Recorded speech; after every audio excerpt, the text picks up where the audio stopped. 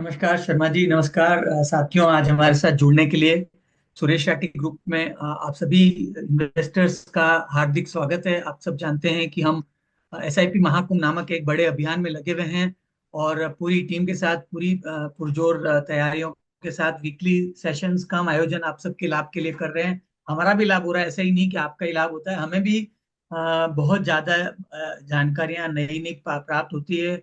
और खास करके जो आज हमारे स्पीकर हैं, बहुत ही एक विशिष्ट स्पीकर हैं। जब से मैं इनको जानता हूं तब से इनफैक्ट मैं इनको पर्सनली भी ये क्रेडिट कि आज जो हम सुरेश राठी ग्रुप में इस एसआईपी कुंभ का एक जो बीज आपने सर बोया था 30 साल पहले या 15 साल 20 साल पहले, वो आज हम एक हमें गर्व है कि हम उसको एक एक दिखाने लायक एक रूप दे पाए हैं और आपको आज हमारे साथ आप सम्मिलित कर पाए हैं।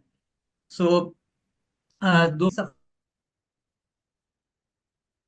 निवेश का रहस्य, शांति समृद्धि पथ।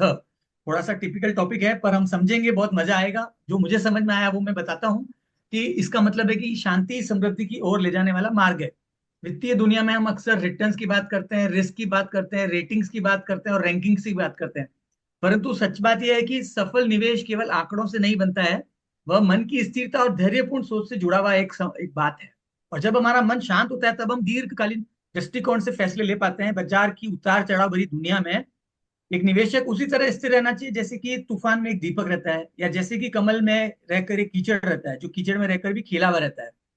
शायद मेरा अनुमान है कि आज हम समझेंगे इस क्षेत्र में कि मानसिक शांति निवेश में कैसे निर्णायक भूमिका निभाती है, कैसे अनुशासित निवेश एसआईपी के माध्यम से समृद्धि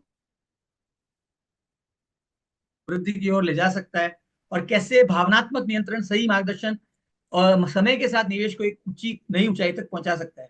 तो आइए दोस्तों, नॉइज नहीं, नॉलेज पर ध्यान दें। डर नहीं, अनुशासन पर ध्यान दें। भरोसा करें और जल्दबाजी नहीं, समय के साथ चलें। क्योंकि शांति से निवेश करें तो समृद्धि अपने आप आएगी। और आगे बढ़ने से पहले मैं संक्षिप्त परिचय हमारे कृष्ण शर्मा जी का देना चाहूंगा। आप इन्वेस्टमेंट कोच और कीनोट स्पीकर हैं।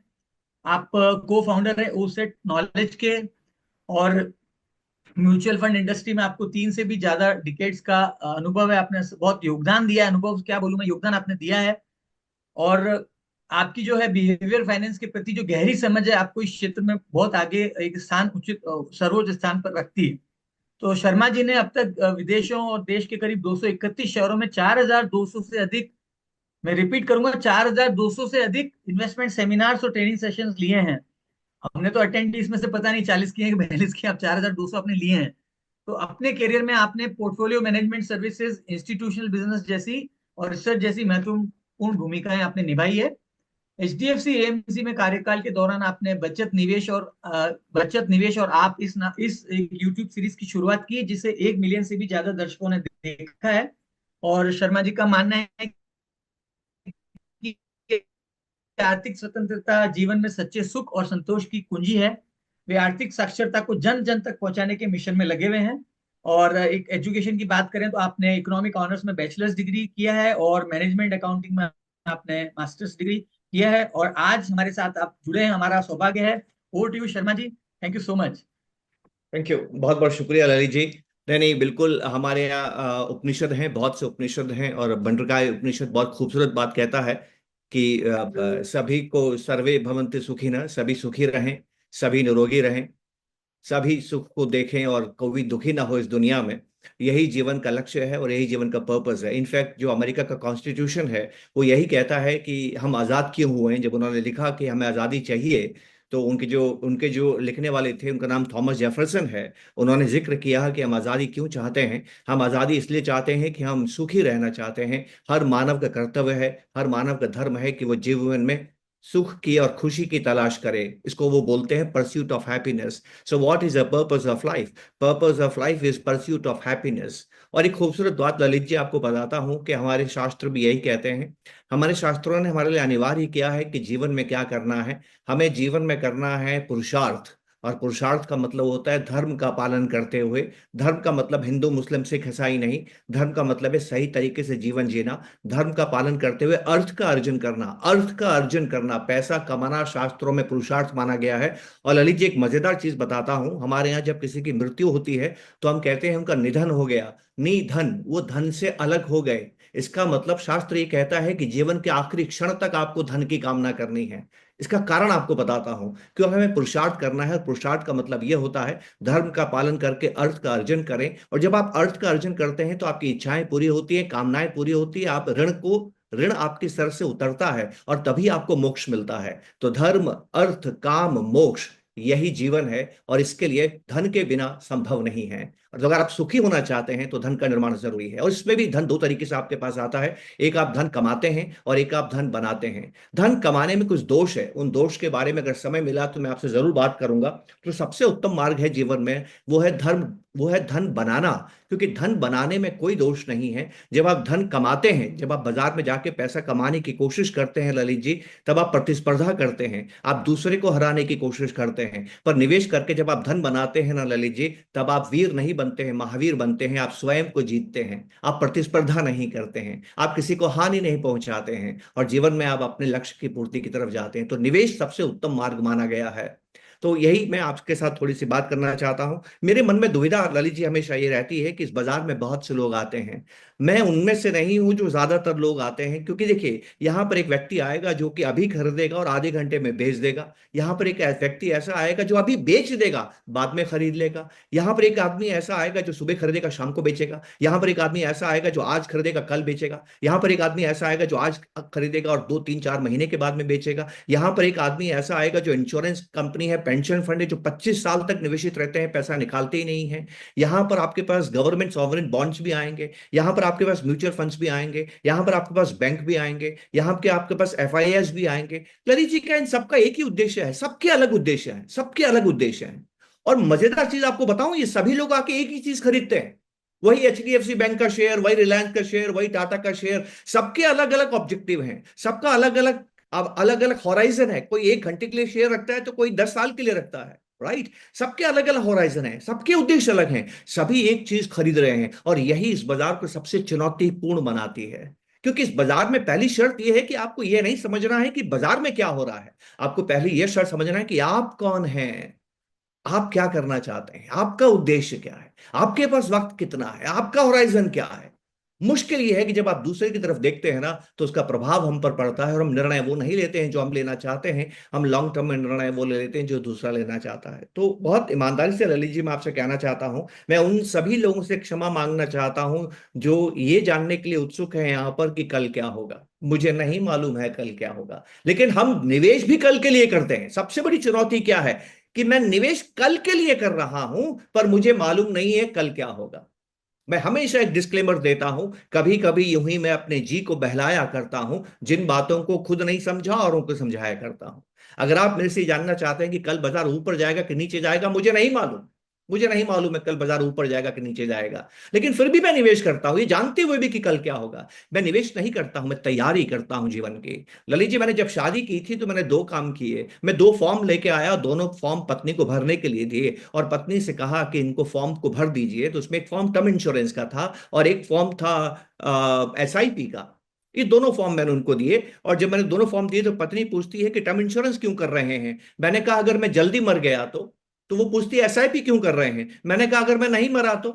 अब मुझे मालूम है मैं कब मरूंगा, कल मर जाऊं उसकी तैयारी की है, मैं 100 साल नहीं मरूं उसकी तैयारी की है। बस यही निवेश है। मुझे नहीं मालूम कल बाजार ऊपर जाएगा कि नीचे जाएगा। ललित जी, जब भी मैं निवेश करता हूं, मैं ये जानता हूं कि मैं निवेश क्यों कर रहा हूं, क्योंकि बाजार ऊपर जाएगा, ये मैं जानता हूं। पर उसी वक्त मैं ये भी मानता हूं कि बाजार मेरे निवेश करने के बाद नीचे भी जा सकता है, तो मैं उसकी भी तैयारी करता हूं। क्योंकि मैं उसकी तैयारी करता हूं बाजार के नीचे जाने पर, तो मेरा मन शांत रहता है, क्योंकि उसकी तैयारी मैंने पहले करके रखी है। और जब मेरा मन शांत रहता है तो मेरी यात्रा जारी रहती है, और जब मेरी यात्रा जारी रहती है तभी धन का निर्माण होता है। और धन का निर्माण कैसे होता है, उसको होने का सिर्फ एक छोटा सा कारण है, उसको कंपाउंडिंग कहते हैं। अगर अगर आप एक लॉन्ग टर्म इन्वेस्टर हैं, अगर आप कंपाउंडिंग नहीं समझते हैं, और अगर आपने कंपाउंडिंग को इस्तेमाल नहीं किया है, तो फिर वो धन नहीं बनेगा। और मेरे लिए धन बनने का मतलब 1 के 2 होना नहीं है, मेरे लिए धन का बनने का मतलब है 1 के 1000 होना, 1 के 500 होना। जब तक आप 1 के 500 नहीं बनाते हैं, 1 के 800 1000 नहीं बनाते हैं, तब तक आपको मोक्षदायिनी धन का निर्माण नहीं होता है। मोक्षदायिनी धन का मतलब क्या है, मैं विस्तार से उसका आपके साथ में बात करूंगा।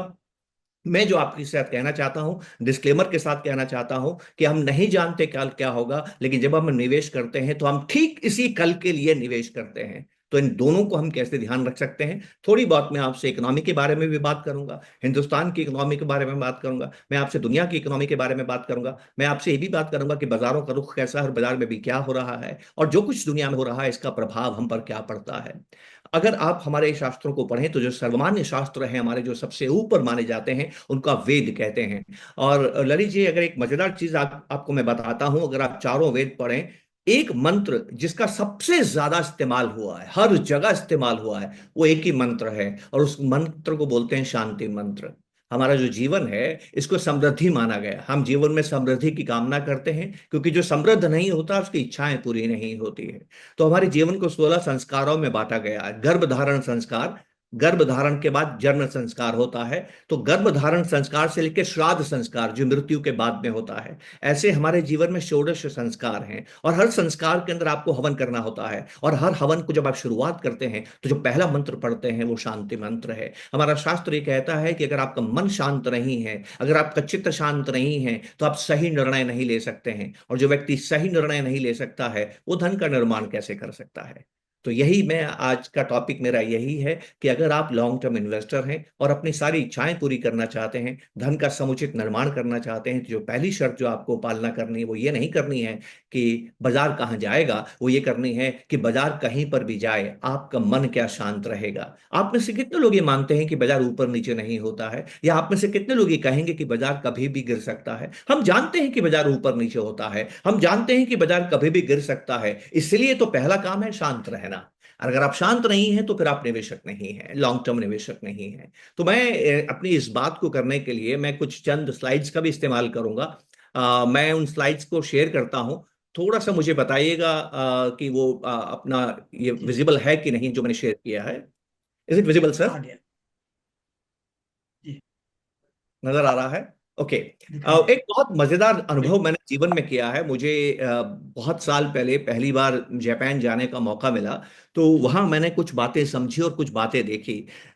जापान एक ऐसा राष्ट्र है जिसको मैं कहूंगा दुर्भाग्य के आगोश में है, क्योंकि अभी दो दो दिन पहले खबर आई है कि हिंदुस्तान जापान से आगे निकल गया है। यकीन मानिए दोस्तों, हिंदुस्तान जापान से आगे नहीं निकला है, जापान हिंदुस्तान से पीछे हो गया। क्या मतलब हुआ? जापान की इकोनॉमी आज $4 ट्रिलियन है, हमारी इकोनॉमी 4.1 ट्रिलियन है। हम जापान से बड़ी इकोनॉमी हो गए हैं, लेकिन क्या आप जानते हैं आज से 25 साल पहले हमारी इकोनॉमी मात्र $1 ट्रिलियन थी, एक ट्रिलियन भी नहीं थी, $700 बिलियन थी। हम $700 बिलियन से बढ़ के $4 ट्रिलियन हो गए हैं। लेकिन आज से 25 साल पहले जापान की इकोनॉमी करीब करीब $6 ट्रिलियन थी, वो 6 ट्रिलियन से 4 ट्रिलियन आ गए। 25% उनकी उनकी जीडीपी घट गई है। हम आगे तो निकले इसलिए निकले कि वो पीछे हो गया है। तो क्या हो रहा है जापान में? जापान में जीडीपी कम हो रही है, कॉन्ट्रैक्ट हो रही है। तो एक मजेदार सवाल पूछता हूं ललित जी, आप बताइएगा, जापान की इकोनॉमी अच्छा नहीं कर रही है, क्या इसका यह मतलब है कि जापान में अच्छे इन्वेस्टर्स नहीं है? हिंदुस्तान की इकोनॉमी बहुत अच्छा कर रही है, 20 साल में 10 गुना हो गई है, तो क्या इसका यह मतलब है कि हिंदुस्तान में सब इन्वेस्टर्स अच्छा कर रहे हैं, किसी को नुकसान नहीं होता है? अरे सेबी की रिपोर्ट तो यह आई थी कि 91% लोगों को नुकसान होता है। तो ये जो रिश्ता आप समझते हैं ना, कि इकोनॉमी अच्छा करेगी तो मेरा रिटर्न बनेगा, और इकोनॉमी अच्छा नहीं करेगी तो मेरा रिटर्न नहीं बनेगा, ऐसा कुछ नहीं होता है। अच्छी इकोनॉमी में खराब इन्वेस्टर्स होते हैं, खराब इकोनॉमी में अच्छा इन्वेस्टर्स होते हैं। तो हमेशा ये भूल जाइए कि आप जो धन का निर्माण करेंगे वो इकोनॉमी या बाजार पर निर्भर करता है, वो आप पर ज्यादा निर्भर करता है, आप पर ज्यादा निर्भर करता है। तो आप निर्णय क्या लेते हैं, आपका बिहेवियरल निर्णय क्या होता है, वो मैं आपके साथ बात करूंगा। लेकिन सबसे पहले जो मैं आपके साथ बात करूंगा, धन कैसे बनता है, उसका एक ही तरीका है लॉन्ग टर्म इन्वेस्टर के लिए, वो कंपाउंडिंग है, उसके अलावा कुछ भी नहीं है। और फिर मैं आपसे बात करूंगा कि अगर आप ये चाहते हैं कि कल क्या होगा, कल का जीवन कैसा होगा, कल बाजार कैसा होगा, कल इकोनॉमी कैसा होगी, तो इसके लिए आपको ये समझना होगा कि आपके घर में क्या हो रहा है। आपको ये नहीं समझना है कि पूरी बाजार में या इकोनॉमी में क्या हो रहा है, आपको ये देखना है आपके आसपास में क्या हो रहा है, आपके रिश्तेदारों के परिवारों में क्या हो रहा है, आपके पड़ोसियों के परिवारों में क्या हो रहा है, हमारी साइकोलॉजी में, हमारे जीवन जीने के तरीके में क्या हो रहा है। अगर आप वो समझेंगे तो आपको बात समझ में आएगी। और मैं ऐसा क्यों कह रहा हूं, क्योंकि जो पैसा बनता है ना, पैसा सिर्फ एक ही चीज से बनता है कि दो व्यक्ति आपस में व्यवहार कैसा करते हैं। Economy is nothing but record of transaction, ये लेन देन है। जब आप ईश्वर के दर्शन करने जाते हैं ना, तो पहले आप नैवेद्य अर्पित करते हैं, फिर प्रसाद की कामना करते हैं। इसको यज्ञ कहा जाता है। यज्ञ का मतलब you give what you have, आप हवन में आहुति देते हैं जो आपके पास है, और ईश्वर से तथास्तु मांगते हैं।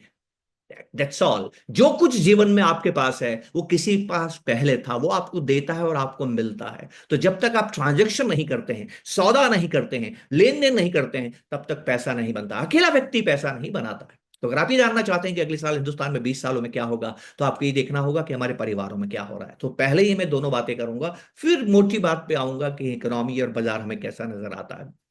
आपके सामने एक तस्वीर है, छोटी सी तस्वीर आपके सामने है, मुझे बहुत प्रिय है, इसलिए मैं आपको थोड़ा सा बताना चाहता हूं और ध्यान से हम देखेंगे। अगर आप 10 साल के लिए निवेश करते हैं, 10 साल के लिए एसआईपी करते हैं, और 10,000 रुपये महीने की एसआईपी करते हैं, और केवल 10% का आपको रिटर्न आता है, तो आप 10 साल के अंदर करीब करीब 12 लाख रुपए का निवेश करेंगे। 10 साल में 12 लाख रुपया बढ़ के आपका 20.5 लाख रुपए हो जाएगा। और अगर आप इसी 10,000 रुपए को 30 सालों के लिए निवेश करते हैं, 25 सालों के लिए निवेश करते हैं, तो ये जो पैसा आपका है, ये पैसा आपका 25 साल बोलता हूं मैं आपको, क्योंकि 30 साल वाला मेरी स्क्रीन में नीचे छुप गया है। 25 साल के लिए अगर आप निवेश करते हैं और 10,000 रुपए का निवेश करते हैं, तो आप 30 लाख रुपए निवेश करते हैं, और ये 30 लाख रुपए निवेश किया हुआ आपके पास 1,32,00,000 रुपए हो जाता है। अब जो मजेदार चीज है, अब मैं आपको बताता हूं। मान लीजिए आपने 25 साल के लिए एसआईपी की है, मात्र 10,000 रुपए की आपने एसआईपी की है। 25 साल के बाद आप एसआईपी बंद कर देते हैं, आपकी उम्र 25 साल है और 10% से आपको रिटर्न मिला है, 50 साल की उम्र हो गई है, और 50 साल की उम्र के बाद में आप जिंदगी भर हर महीने 80,000 रुपया निकाल सकते हैं, हर महीने निकाल सकते हैं। और ये पैसा आप निकालेंगे, उसके 20 साल के बाद में आपके खाते में ये पैसा निकालने के बाद भी 2,64,00,000 रुपए होंगे। आपने शुरुआत कहां से की थी? 1,32,00,000। आप कितना पैसा निकाल रहे हैं हर महीने? 80,000 हर महीने निकाल रहे हैं। उसके बाद भी 20 साल में आपके पास में कितने पैसे होंगे? करीब करीब 2,64,00,000। इसको अक्षय पात्र कहते हैं। बस ये समझ जाइए, निवेश लॉन्ग टर्म इन्वेस्टर का सिर्फ एक ही धर्म है, और वो धर्म है क्या? उसने अक्षय पात्र बनाया है। अगर अक्षय पात्र नहीं बनाया है तो आप इन्वेस्टर नहीं है। बस ये पैमाना है आपको जांचने का कि आप एक कामयाब इन्वेस्टर हैं या आप ये कामयाब इन्वेस्टर नहीं है। और आपको मैं कहूं कि मेरे घर में मैं और मेरी पत्नी दोनों नौकरी करते हैं, हम दोनों ने अपना अपना अक्षय पात्र बनाया है। अक्षय पात्र क्या होता है ये आप सभी जानते हैं, मुझे उसको बताने की जरूरत नहीं है। और ये केवल 10% पे है। मैं इसमें खूबसूरत चीज कर देता हूं, मुझे बहुत देरी से समझ में आई थी। मुझे जीवन के पहले 20 साल समझ जीवन के पहले निवेश के 20 साल में समझ में नहीं आई, तो मैं केवल 12 साल से ये काम कर रहा हूं। सुरेश राठी साहब से जब मेरी 25 साल पहले बात हुई थी, तब एसआईपी सुरेश राठी जी ने आप सभी एम्प्लॉयज के लिए शुरू की थी, मुझे आज भी याद है, और खुद ने भी शुरू की थी। उस वक्त भी मैं उनको ये नहीं बता पाया था क्योंकि मैं जानता ही नहीं था, पर आज मैं जानता हूं, और ये बात मैं 12 सालों से जानता हूं। और ये बड़ी खूबसूरत बात है कि अगर आप इसको केवल 10% से बढ़ा देते हैं, इसको आप स्टेप अप कर देते हैं, और 25 साल तक अगर आप निवेश करते हैं, तो जो फिक्स्ड एसआईपी है जहां पर आप स्टेप अप नहीं करते हैं, वहां 1,32,00,000 रुपए बन रहे हैं।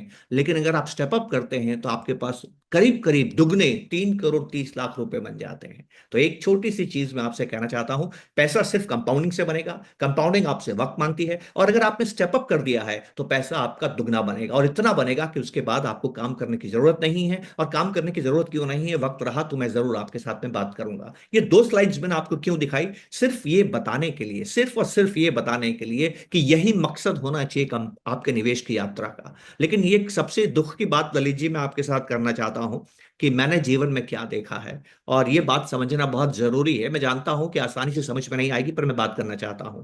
मैं बहुत बार लोगों से एक सवाल पूछता हूं कि आप ऑफिस से घर कैसे जाते हैं, शाम को कितने बजे घर जाते हैं? तो लोग बोलते हैं 6 बजे हम घर जाते हैं। आपका घर ऑफिस से कितना दूर है? तो व्यक्ति कहता है कि 10 किलोमीटर दूर है। ललित जी, जब फिर मैं उनसे पूछता हूं कि आपका घर घर 10 किलोमीटर दूर है, आप कैसे जाते हैं? तो वो कहते हैं मैं कार में जाता हूं। तो मैं उनसे कहता हूं कि मैं आपको एक चुनौती देना चाहता हूं, और मेरी चुनौती ये है कि जब आप ऑफिस से निकलेंगे और अपने घर 10 किलोमीटर की यात्रा करेंगे, आप 10 किलोमीटर की यात्रा कार में करेंगे, वो कार आपकी है, कार आप चलाना जानते हैं, कार का नियंत्रण आपके हाथ में है, कार का स्टीयरिंग आपके हाथ में है, सब कुछ आपके नियंत्रण में है। आपको एक काम करना है, काम ये करना है कि अपने घर तक अपनी कार को 50 किलोमीटर प्रति घंटा की स्पीड पे चलाना है। वो आदमी हंसता है और ललित जी मुझे मूर्ख कहता है कि पागल हो रहे हो क्या? कार मेरी है तो क्या हुआ, स्टीयरिंग मेरे हाथ में है तो क्या हुआ, मेरे को कार चलानी आती है तो क्या हुआ, कार की जो स्पीड है वो रोड कंडीशंस तय करेंगी। तो मैं उनसे पूछता हूं फिर आप तय क्या करते हैं? वो कहता है कि मैं तय सिर्फ ये करता हूं कि मुझे घर पहुंचना है। अब ललित जी, मैं आपसे एक ईमानदारी से सवाल पूछता हूं, जो भी व्यक्ति निवेश करता है वो पहला सवाल क्या पूछता है कि रिटर्न क्या आएगा? ये कुछ ऐसा ही है ना कि मैं कार कौन सी स्पीड पे चलाऊंगा। आपको कितने ऐसे इन्वेस्टर्स मिलते हैं ललित जी, जो ये कहते हैं कि ललित जी मैं निवेश की यात्रा शुरू कर रहा हूं, ये मैं जीवन का पहला इन्वेस्टमेंट आपको दे रहा हूं, मुझे 25 साल में 10 करोड़ बनाने हैं। ऐसे कितने लोग मिले बताइए आप? अरे डेस्टिनेशन क्या है, आपको पहुंचना क्या है? अब गति की चिंता क्यों करते हैं? 30 साल में जो सबसे बड़ी बात मुझे समझ में आई है, दो आदमी मिलते हैं, एक आदमी पूछता है रिटर्न क्या आएगा, दूसरा आदमी बोलता है रिटर्न क्या आएगा, दोनों टाइम पास कर रहे हैं। अरे रोड कंडीशंस आप 10 10 मिनट के नहीं बता सकते हैं, आप 1 साल 2 साल 5 साल का इकोनॉमिक कंडीशंस बता सकते हैं क्या? दुनिया में किसी को नहीं मालूम है। तो दूसरी बात जो मैंने समझी है, अगर आप लॉन्ग टर्म इन्वेस्टर्स हैं उनसे दूर रहिए जो आपको ये बताएंगे कि रिटर्न क्या आएगा। हमें नहीं मालूम रिटर्न क्या आएगा। भगवान कृष्ण आज से 5,000 साल पहले ही बात कह के गए हैं कि आपको प्रोसेस फॉलो करना है, आउटकम की तरफ नहीं देखना है। बस यही है, छोटी सी बात समझनी है। अब मैं आता हूं एक बड़ी जरूरी मुद्दे पे कि हमारे घरों में क्या हो रहा है, और ये मैं सावधान करना चाहता हूं, आपके जीवन के दो बड़े खतरे बताना चाहता हूं। यहां मैं सपनों की बात कर रहा हूं, आपकी कामनाएं पूरी हों इसकी बात कर रहा हूं, आपके धन निर्माण की बात कर रहा हूं। ये सारी अच्छी बातें हैं, पर अच्छी बातों की शुरुआत में दो बुरी खबरों के साथ कर रहा हूं, क्योंकि मुझे लगता है कि ये जो बात है, ये बातें सबके लिए समझना बेहद जरूरी है। और ये बातें क्या हैं? पहली चीज मैं आपको बताना चाहता हूं, ये मेरे को बात समझ में आई, उस पर मैंने शोध किया और मैं ढूंढ के आपके पास में लाया भी हूं। मेरा एक भतीजा था ललित जी, आज से करीब 15 साल पहले की बात है, दूर का भतीजा, उसको टीसीएस में नौकरी लगी। और वो साधारण कॉलेज से इंजीनियरिंग उसने की थी, 2010 में उसकी नौकरी लगी। उसको पैकेज मिला 3,25,000 रुपए, ये उसका पैकेज था 2010 में। मेरे एक मित्र हैं, उनके लड़के की पिछले साल इन्फोसिस में नौकरी लगी। आप जानते हैं उनकी एंट्री लेवल तनख्वाह क्या थी? 3.5 लाख रुपए। 15 साल में एंट्री लेवल इंजीनियर की, 15 साल में एंट्री लेवल इंजीनियर की कोई सैलरी नहीं बढ़ी। ये बहुत बड़ी बात कह रहा हूं जो हमें समझने की जरूरत है। आप जानते हैं क्यों? क्योंकि 1990s 1999 2000 के बाद में हिंदुस्तान का जो सॉफ्टवेयर इंडस्ट्री है वो भयंकर भागी, जबरदस्त भागी, और दुनिया में सॉफ्टवेयर के फील्ड में इंडिया ने सबसे अच्छा काम किया। तो हमारी कंपनियां बहुत तेजी से बढ़ने लगी। कंपनियों के पास बहुत सारे लोगों के काम करने की जरूरत मिली। जो व्यक्ति सॉफ्टवेयर इंजीनियरिंग करता था ना, उसको नौकरी मिल जाती थी। तो हिंदुस्तान के सभी माँ बाप ने क्या समझा कि मेरे बच्चे ने अगर कंप्यूटर पढ़ लिया तो उसकी नौकरी तुरंत लगेगी। हिंदुस्तान के सभी माँ बाप अपने बच्चों को कंप्यूटर साइंस पढ़ाने लगे। इकोनॉमिक्स का एक साधारण सा नियम है, और वो नियम ये है कि जब किसी चीज की सप्लाई बढ़ती है तो उसकी कीमत नहीं बढ़ती है।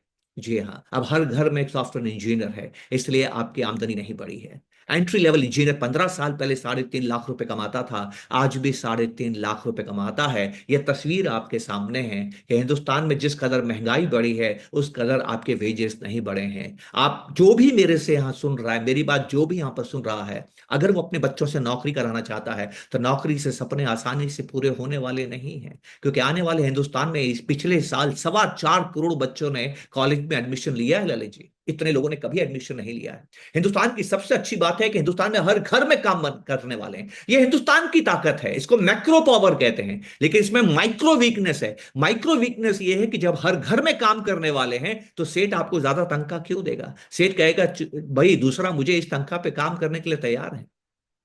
तो इकोनॉमिक्स में एक बड़ी मजेदार चीज है, जिसमें समाज का फायदा होता है उसमें व्यक्ति का नुकसान हो जाता है, और जिसमें व्यक्ति का फायदा होता है उसमें समाज को नुकसान होता है। जैसे अकाल पड़ेगा और आपने अगर अनाज का भंडारण कर लिया तो आप मुनाफाखोरी करेंगे, आप खूब मुनाफा कमाएंगे, पर सरकार पर समाज का नुकसान होगा। और अगर आप मुनाफाखोरी नहीं करेंगे और समाज का भला करेंगे तो आपको लगेगा कि आपका नुकसान हुआ। जिसको माइक्रो और मैक्रो बोलते हैं, ये समझने की जरूरत है। हिंदुस्तान का समाज आगे बढ़ रहा है, हिंदुस्तान की इकोनॉमी आगे बढ़ रही है, हिंदुस्तान में काम करने वाले लोग आगे बढ़ रहे हैं। आज से 60 साल पहले जब मेरे पिता ने काम करना शुरू किया, घर में 8 खाने वाले थे, एक कमाने वाला था। आज घर में मेरे 4 लोग हैं, 4 में से 3 कमाने वाले हैं, और 3 साल में एक जबरदस्त बात होने वाली ललित जी, मेरे घर में 4 ही लोग रहेंगे और चारों कमाएंगे। कितनी खूबसूरत बात है, कितनी प्रगति होगी। लेकिन जब चारों कमाएंगे तो वेज ग्रोथ कहां से होगी? तो अगर आप अपने बच्चों का भविष्य सुधारना चाहते हैं कि उनके सारे सपने पूरे हों, तो उनको एक बात करनी होगी। हिंदुस्तान में, बहुत ध्यान से मही बात कह रहा हूं, आसानी से समझ में नहीं आएगी, और से सुनिएगा। देश की इकोनॉमी के अंदर 2 कॉन्ट्रीब्यूशन होती है। कॉन्ट्रीब्यूशन क्या होती है कि हिंदुस्तान में काम करके सैलरी कमाने वालों ने हिंदुस्तान की जीडीपी में कितना योगदान दिया, कॉन्ट्रीब्यूशन टू इंडिया जीडीपी, इसको बोलते हैं वेजेस। जब आप किसी दूसरे का काम करते हैं और पैसा लेते हैं उसको वेजेस कहते हैं। फिर आप जब बिजनेस करते हैं और बिजनेस करके फायदा कमाते हैं उसको आप प्रॉफिट कहते हैं। ललित जी, जब से हिंदुस्तान आजाद हुआ ना, कम से कम पहले 70 सालों तक, पहले 70 नहीं 65 सालों तक हिंदुस्तान में जो वेज का कंट्रीब्यूशन वो ज्यादा था और जो प्रॉफिट का कंट्रीब्यूशन कम था। अब हिंदुस्तान की जीडीपी में, न केवल हिंदुस्तान की जीडीपी में, अमेरिका की जीडीपी में, चाइना की जीडीपी में एक खूबसूरत बात देखी गई है जो काम करने वाले लोग कहेंगे कि बदसूरत बात है, और वो क्या है कि प्रॉफिट का कंट्रीब्यूशन बढ़ रहा है और वेजेस का कंट्रीब्यूशन कम हो रहा है। और इसीलिए इक्विटी म्यूचुअल फंड्स और इक्विटी इन्वेस्टमेंट्स इतने पॉपुलर हो रहे हैं। मेरे माता पिता ने कभी इक्विटीज में निवेश नहीं किया, पर मेरे बच्चे ने जीवन में पहला निवेश इक्विटीज में किया। हमें इस परिवर्तन को समझने की जरूरत है। पहला आपका परिवार में यह हो रहा है, बहुत गौर से इस बात को समझिएगा। अब एक दूसरा खतरा आपको बताता हूं। आप, ये हिंदुस्तान के लिए फायदा है, व्यक्ति के लिए खतरा है। अब एक दूसरी बात बताता हूं, बहुत ध्यान से सुनिएगा। हिंदुस्तान की जो टोटल आबादी है पिछले 30 सालों में 66% बढ़ी है, 66%। आज से 30 साल पहले 1990 में हिंदुस्तान की जो आबादी थी वो 85 करोड़ के आसपास थी। आज हिंदुस्तान की आबादी 140 करोड़ के आसपास है। एक बहुत अजीब सी बात बताता हूं, आप देखिएगा इस चार्ट को ध्यान से दोस्तों। इस चार्ट में मैंने, आपके परिवार में 5 तरह के लोग रहते हैं। पहला, वो जो स्कूल नहीं जाता है, छोटा बच्चा। दूसरा, वो बच्चा जो स्कूल या कॉलेज जाता है। तीसरा, वो बच्चा बड़ा हो गया, काम धंधे पे लगता है, जो वर्किंग पॉपुलेशन है। चौथा, हमारे परिवार में वो व्यक्ति होता है जो अभी अभी रिटायर हो गया और अब काम नहीं करता है। पांचवा, हमारे घर में वो होता है जिसको हम वयोवृद्ध कहते हैं, एल्डरली कहते हैं। 5 तरह के लोग हमारे परिवार में रहते हैं। ललित जी, इस चार्ट को ध्यान से देखिए। हिंदुस्तान की जो टोटल आबादी है ना, वो 66% बढ़ी है। और सबसे ज्यादा जिसकी आबादी बढ़ी है ना, वो कौन है? 80 साल से ऊपर वाले। इनकी आबादी करीब करीब 250% से बढ़ी है। दूसरे नंबर पे जिनकी आबादी बढ़ी है वो रिटायर्ड लोग हैं।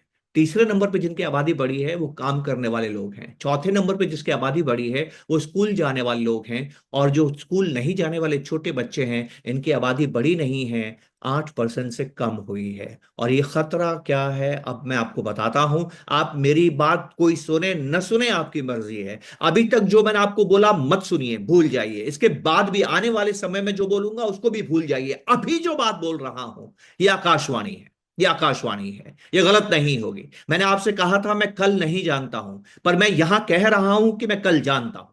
यही होगा जो मैं कहने जा रहा हूं। किसी भी देश में जब आर्थिक प्रगति होती है, मैंने हर देश के आर्थिक प्रगति का इतिहास पढ़ा है। किसी भी देश में जब आर्थिक प्रगति होती है, लोगों को पैसा कमाने का मौका मिलता है। जब लोगों को पैसा कमाने का मौका मिलता है तो हस्बैंड वाइफ दोनों काम करते हैं। जब दोनों काम करते हैं तो दोनों ही अपने ऑफिस में आगे बढ़ने की कोशिश करते हैं। जब दोनों ही अपने ऑफिस में अपने काम धंधे में आगे बढ़ने की कोशिश करते हैं, ज्यादा कमाने की कोशिश करते हैं, तो ज्यादा समय डेवोट करते हैं। और जब वो ज्यादा समय डेवोट करते हैं तो बच्चे नहीं होते हैं, क्योंकि बच्चे उनके सक्सेस में, उनके कैरियर में बाधा बनते हैं। तो ललित जी, हर देश में ऐसा हुआ है कि जब भी आपकी इकोनॉमिक ग्रोथ हुई है, आपका जो टोटल फर्टिलिटी रेट है वो घटता चला गया है। अब इसका प्रभाव हमारे परिवार में क्या पड़ा, आपको यकीन नहीं होगा जो मैं कहने जा रहा हूं।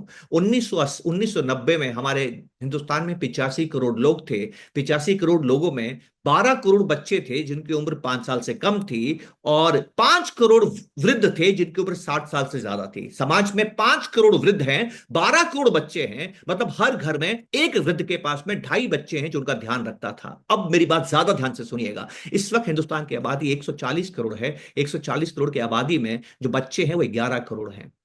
बच्चे कम हो गए हैं, 12 से 11 हो गए हैं। और जो वृद्ध हैं वो 5 करोड़ से बढ़ के 17 करोड़ हो गए। 17 करोड़, बताइए। हिंदुस्तान में 6 करोड़ वृद्ध ऐसे हैं जिनके पास कोई बच्चा नहीं है। दुनिया में जब से इंसान आया है, हिंदुस्तान में जब से इंसान आया है, ऐसा पहले कभी हुआ ही नहीं।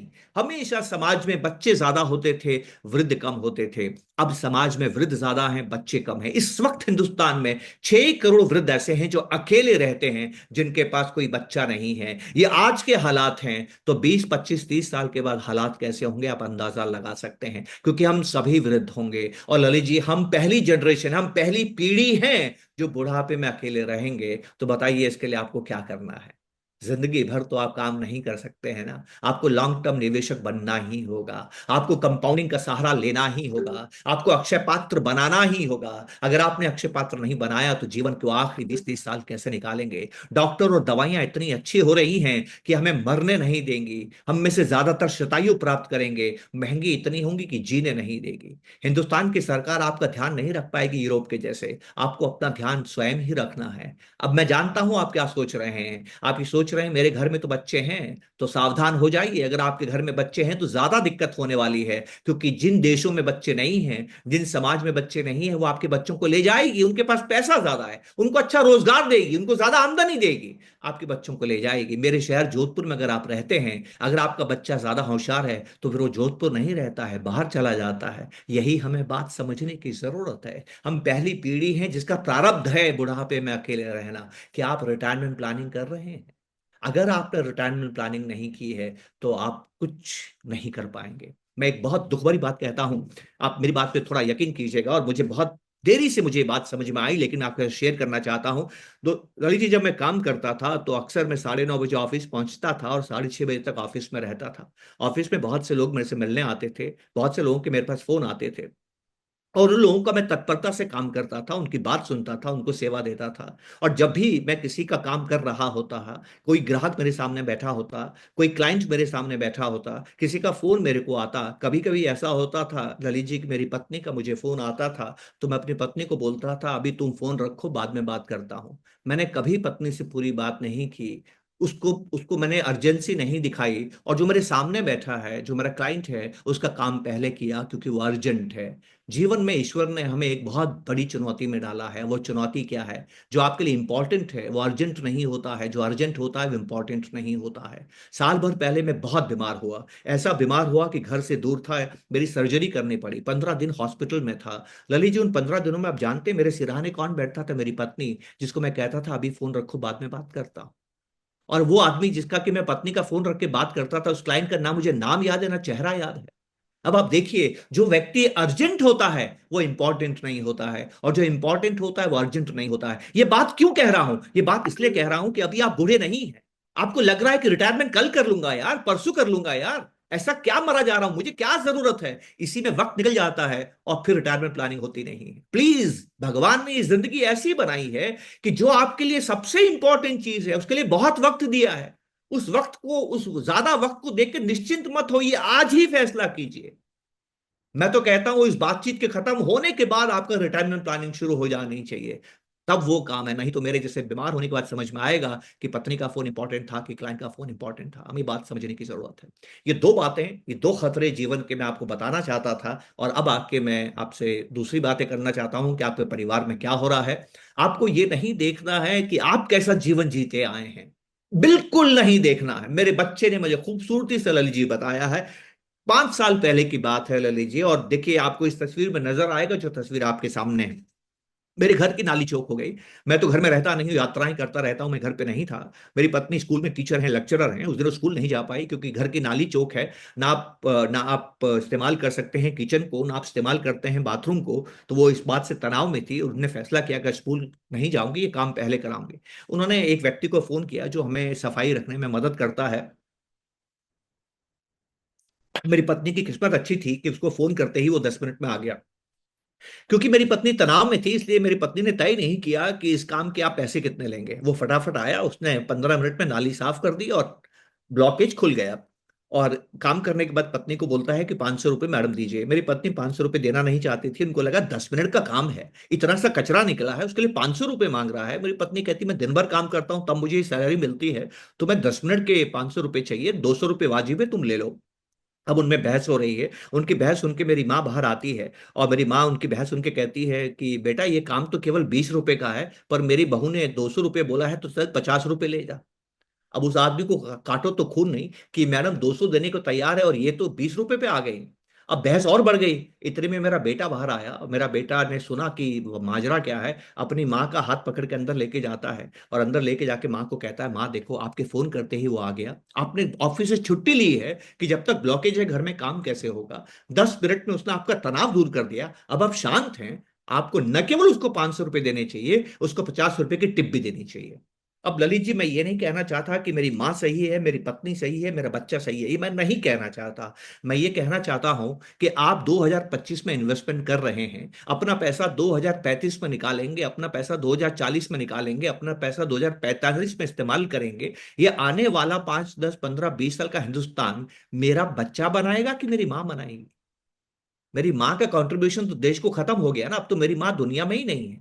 तो आने वाला हिंदुस्तान ना मैं बनाऊंगा, ना मेरी माँ बनाएगी, ना मेरी पत्नी बनाएगी, आने वाला हिंदुस्तान मेरा बच्चा बनाएगा। तो आने वाला बाजार कैसा करेगा, आने वाली इकोनॉमी कैसा करेगी, इसके लिए आप खुद को मत देखिए, अपने बच्चों को देखिए, वो कैसा जीवन जीते हैं। उनको, उनका पैसे से रिश्ता क्या है, वो किस तरह से खर्च करते हैं, उनके एस्पिरेशंस क्या हैं, वो किस तरह से बाजार में लेन देन करते हैं, उनके सपने क्या हैं।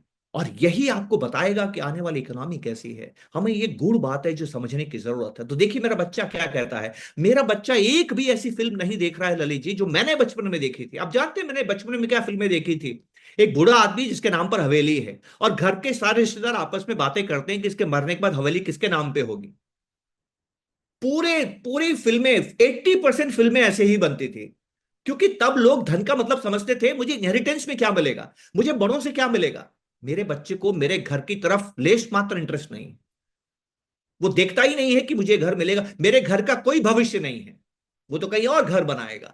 तो हिंदुस्तान में फिजिकल सेविंग्स कम हो रही है, आपके सामने तस्वीर है। हिंदुस्तान के अंदर फाइनेंशियल सेविंग्स बढ़ रही है। मेरे पिता ने उधार लेके कभी कुछ खर्च नहीं किया, पर मेरे बेटे ने जीवन का पहला बड़ा खर्चा ही उधार लेके किया। अब कौन सही कौन गलत, ये बहस बेकार है। हिंदुस्तान में उधार भी बढ़ रहा है, और ये उधार बढ़ने का मतलब है व्यापार बढ़ रहा है। जितना आप लेन देन करते हैं ना, जितना, अगर आप में से कोई बिजनेसमैन है तो आप जानते होंगे, अपने बिजनेस में से आप उधार हटा दीजिए, आप बिजनेस कर पाएंगे क्या? जिस देश में जितना उधार बढ़ता है, जितना क्रेडिट बढ़ता है, उतना समाज में, समाज के अंदर व्यापार बढ़ता है। अच्छा या बुरा ये व्यक्ति और समाज के लिए अलग है, समाज के लिए जो चीज अच्छी है व्यक्ति के लिए खराब हो सकती है। पर हमें ये बात समझने की जरूरत है। ये चौथी चीज जो आपके परिवार में हो रही है वो क्या है, कि आपके यहां पर सेविंग्स कम हो रही है। आप मेरी बात पे यकीन नहीं करेंगे, मेरे पिता के पास सेविंग्स करने के लिए पैसा बचता ही नहीं था। मैं पैसा बचाता था, पर निवेश करना क्या अच्छा है समझने में समय लगा। मेरा बच्चा तो निवेश सेविंग्स की तरफ सोचता ही नहीं है।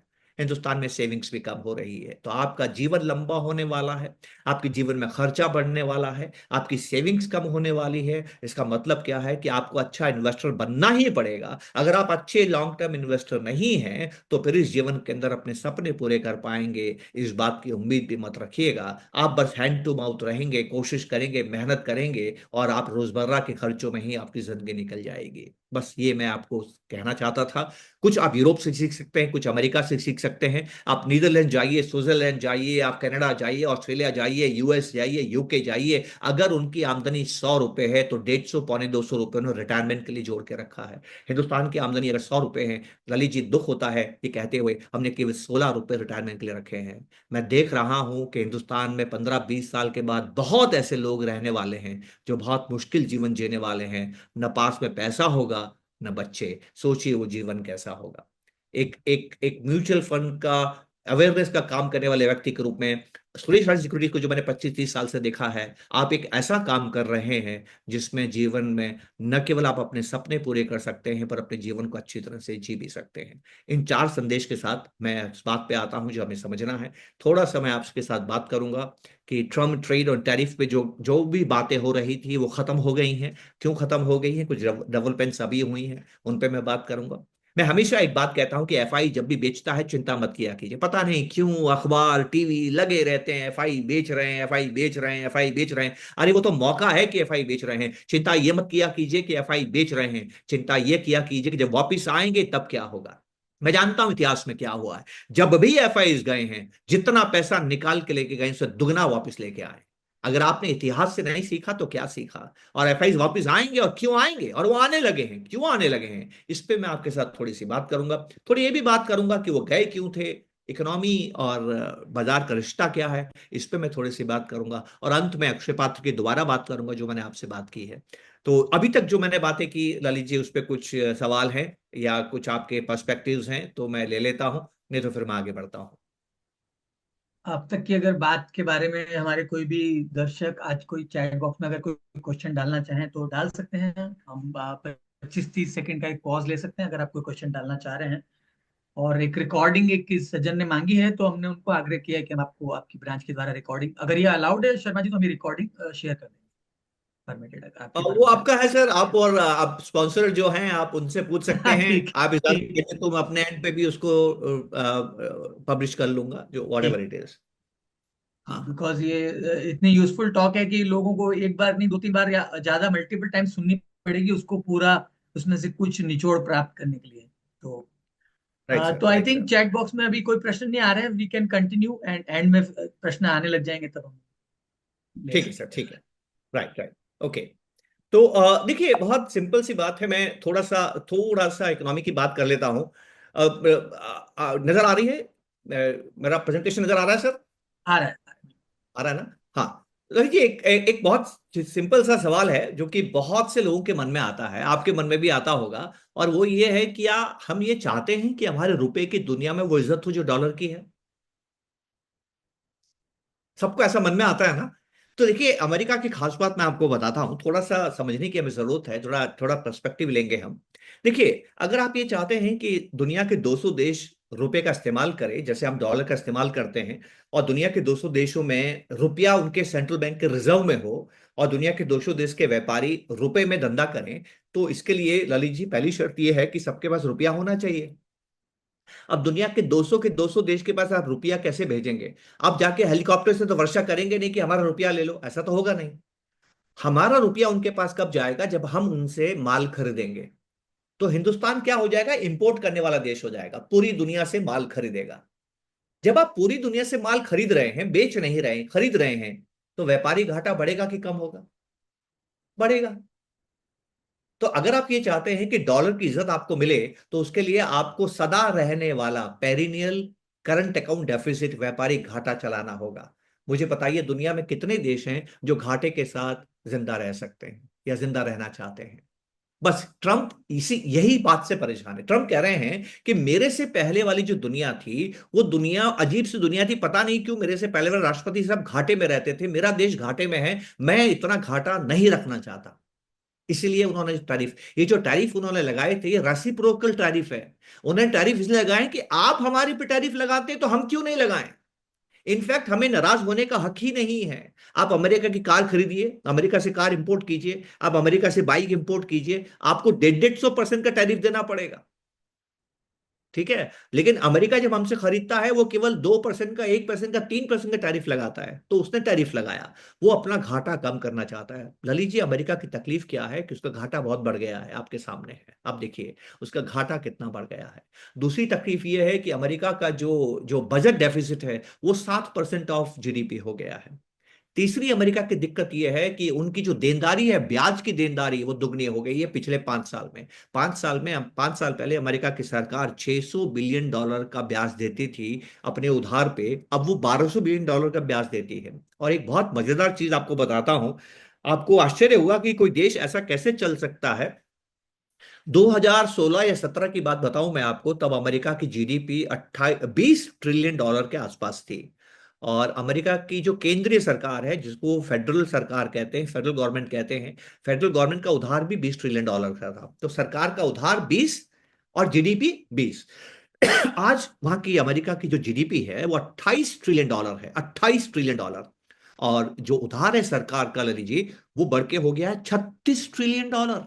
36 क्या मतलब हुआ? ये कुछ ऐसा ही है कि जैसे आप अपने घर में पिछले 8 साल में जो आपकी आमदनी बढ़ी है, आपकी आमदनी 1 रुपए से बढ़ी है, और आपके जो खर्चे हैं वो 2 रुपए से बढ़े हैं।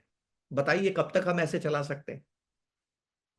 तो सबसे बड़ी तकलीफ अमेरिका की यह है कि उनकी ब्याज जबरदस्त बढ़ रहा है, बहुत जबरदस्त तरीके से उनका ब्याज बढ़ रहा है। और अब ब्याज बढ़ने पे एक और तकलीफ उनको हो रही है, उनके यहाँ ब्याज दरें भी काफी बढ़ गई है, 4.5% के आसपास ब्याज दरें हैं। तो उनकी देनदारी और बढ़ गई है। तो न केवल वो अपना घाटा कम करना चाहते हैं, वो अपना डेफिसिट कम करना चाहते हैं, वो अपना करंट अकाउंट डेफिसिट कम करना चाहते हैं, वो अपनी जो जो अदायगी है, ब्याज की अदायगी है, उसको कम करना चाहते हैं, वो अपने देश में ब्याज दरों को कम करना चाहते हैं। और ट्रंप थोड़ा सा अपने लोगों के लिए नौकरी भी चाहते हैं, क्योंकि उनके जो वोट देने वाले हैं वो गोरे अंग्रेज ज्यादा हैं जो गांवों में रहते हैं, उनको नौकरी भी चाहिए। क्योंकि वो महंगे हैं और जो बाहर से नौकरी वाले हैं उन वो कम पैसे लेते हैं, उनसे वो हार जाते हैं। इन सारी चीजों की वजह से ट्रंप परेशान हुए। ट्रंप ने लक्ष्य बनाया मेक्स ग्रेट अमेरिका अगेन, और ये कदम उन्होंने उठाया। अब ज्यादा बात मैं इस पर नहीं करूंगा। क्यों नहीं करूंगा? क्योंकि ट्रंप ने जो फैसले लिए थे उनको पलट दिया है। चीन पे उन्होंने 245 या पता नहीं कितना 300% का टैरिफ लगाया था, उनका दोनों का वापस मेलजोल हो गया है और 10% टैरिफ पे आ गए हैं। उनकी डील हो गई है, यूके से उनकी डील हो गई है।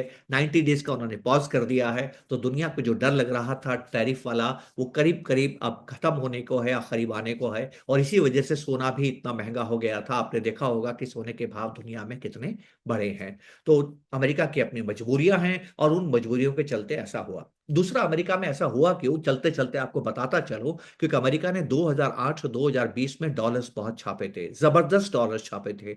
उस डॉलर्स छपने की वजह से एसेट इन्फ्लेशन हुआ, चीजें महंगी हुई, एसेट्स महंगे हुए, और इस हाल में अमेरिका है जिस हाल में आज वो है। अब हमारा आज का मुद्दा ये नहीं है, तो मैं इस पे आपसे अभी ज्यादा बात नहीं करूंगा। अच्छी बात मैं आपको बताता हूं कि ट्रंप के आने के बाद जब ट्रंप ने दो बातें कही थी। ट्रंप ने कहा था एक तो मैं कॉर्पोरेट टैक्स रेट कम कर दूंगा और दूसरा टैरिफ लगाऊंगा। तो टैक्स रेट कम करने का मतलब है सरकार का घाटा और बढ़ना, टैरिफ लगाने का मतलब है चीजों का महंगा होना। तो ट्रंप के आने पर बाजार में घबराहट हुई, उससे ब्याज दरें बहुत ज्यादा बढ़ गई थी ललित जी, और डॉलर महंगा हो गया था। जब भी डॉलर महंगा होता है, अमेरिका में ब्याज दरें बढ़ती है, तो रुपया कमजोर होने लगता है। और जब रुपया कमजोर होने लगता है तो जो विदेशी हमारे यहाँ रहते हैं उनका नुकसान बढ़ने लगता है। जब उनका नुकसान बढ़ने लगता है तो उनकी हिंदुस्तान में बने रहने की इच्छा नहीं होती है। तो दो तरफा काम हुआ। ये दो तरफा काम क्या हुआ? एक तरफ तो अमेरिका में ब्याज दरें बढ़ रही थी, डॉलर मजबूत हो रहा था, और दूसरा अमेरिका के बाजार हमारे बाजार से अच्छा कर रहे थे। इन सब का दबाव फॉरेन इन्वेस्टर्स पे पड़ा, और वो पिछले कई समय से लगातार पैसा निकाल रहे थे। लेकिन अच्छी बात आपको ललित जी बताता हूं कि जितना पैसा वो निकाल रहे थे उससे ज्यादा पैसा हम डाल रहे थे। तो अगर उनके पैसा निकालने से ज्यादा अगर हम डाल रहे थे, तो बाजार क्यों गिर रहा था? फिर तो बाजार बढ़ना चाहिए था। फिर बाजार क्यों गिरा सितंबर के बाद? तो एक मजेदार चीज मैं आप सभी को बता देना चाहता हूं ताकि गलतफहमी नहीं रहे। हम जो इन्वेस्ट करते हैं मूर्ख नहीं हैं, हम भी अकलमंद हैं और इस्तेमाल हैं। जब विदेशी बेचता था, भाव नीचे आते थे, तब हम खरीदते थे। तो ललित जी, हम बाजार को नीचे जाने से रोक रहे थे, हम बाजार को ऊपर जाने की कोशिश नहीं कर रहे थे। क्योंकि बाजार अगर ऊपर जाता तो एडिशनल इन्वेस्टमेंट नहीं आता, क्योंकि आपको वैल्यू पे भी तो खरीदना है, आपको हर कीमत पे थोड़ी खरीदना है।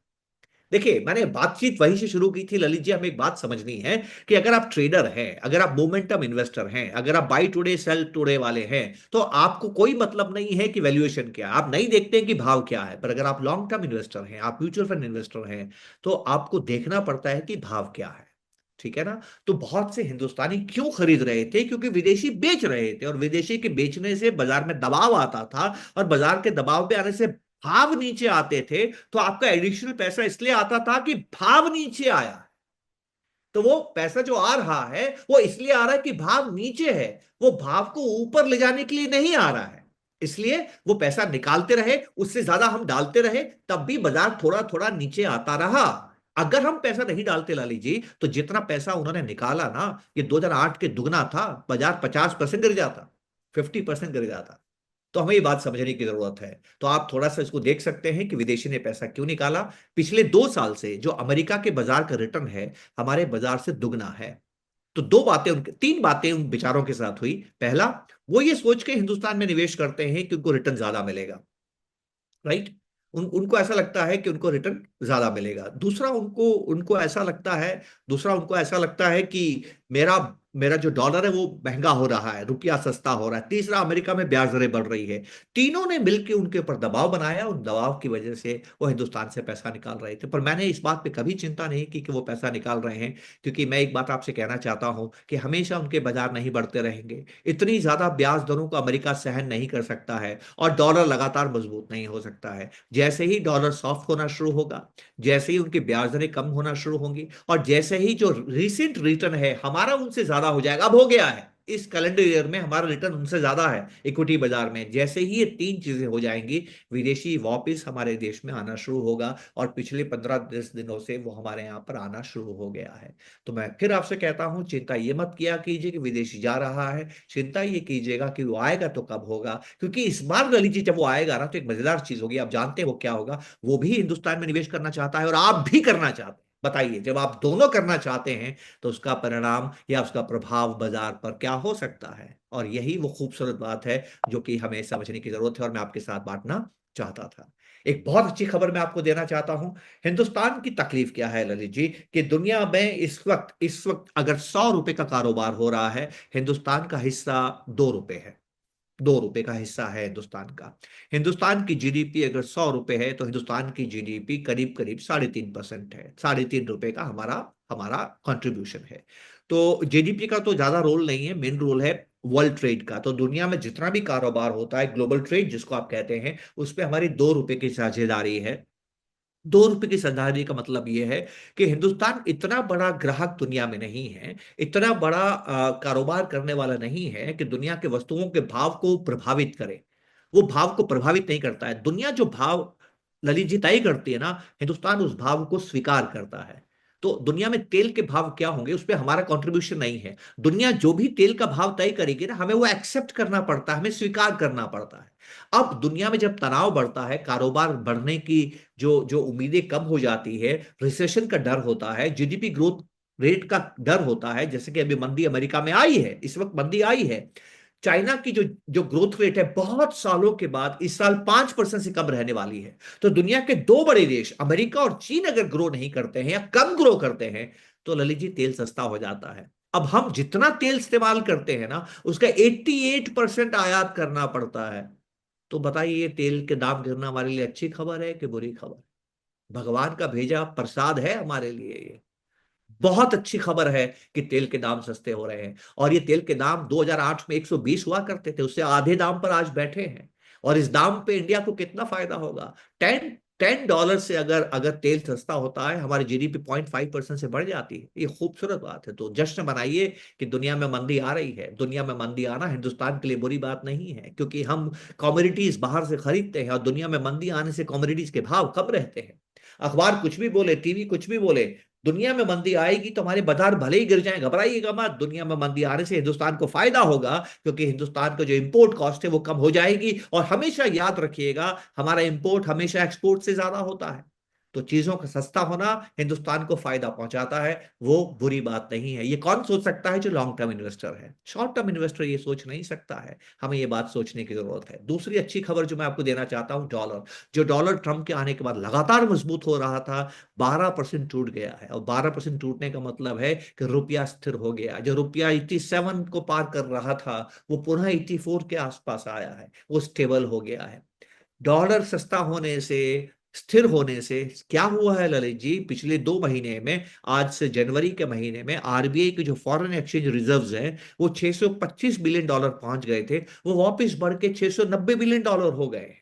तो एक चीज और ये हो गई है जो हमें समझने की जरूरत है। ये दूसरी अच्छी खबर है जो हमें समझने की जरूरत है। तो आइए हम बात समझते हैं कि ये बाजार गिरा क्यों था।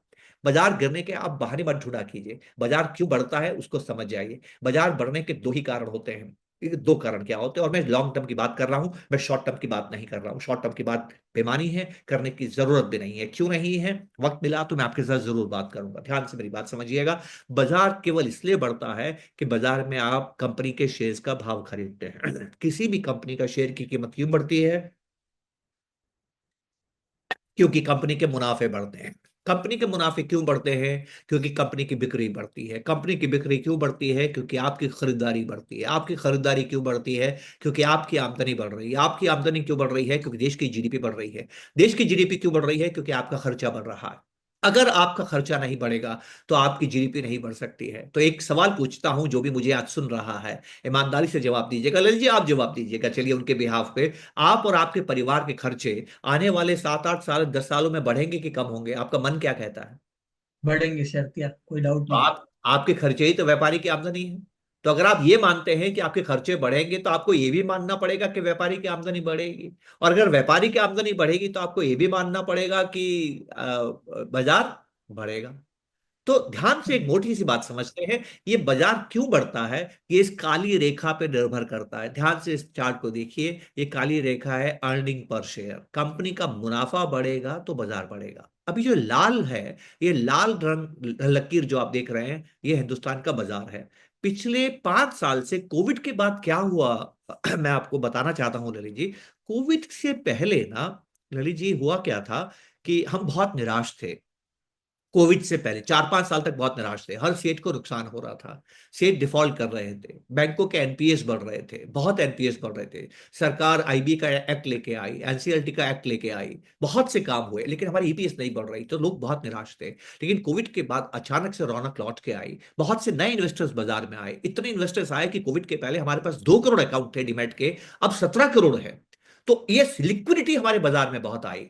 लिक्विडिटी बाजार में ज्यादा आने से हुआ क्या कि, बहुत ध्यान से समझते हैं, कोविड के बाद दो चीजें बहुत जबरदस्त हुई, बहुत ध्यान से समझिएगा।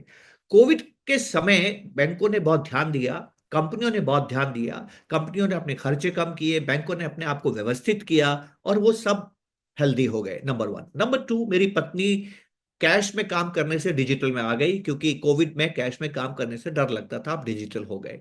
जैसे आप डिजिटल होते हैं, खर्चे पे आपका नियंत्रण कम हो जाता है। जो कार्ड से इस्तेमाल करता है, यूपीआई इस्तेमाल करता है, वो कैश वाले से ज्यादा खर्चा करता है, क्योंकि हम धन से प्यार करते हैं, पैसे से प्यार करते हैं ललित जी। जब हम कैश में पेमेंट करते हैं ना, तो दिल दुखता है कि मेरा पैसा दूसरे को दे रहा हूं।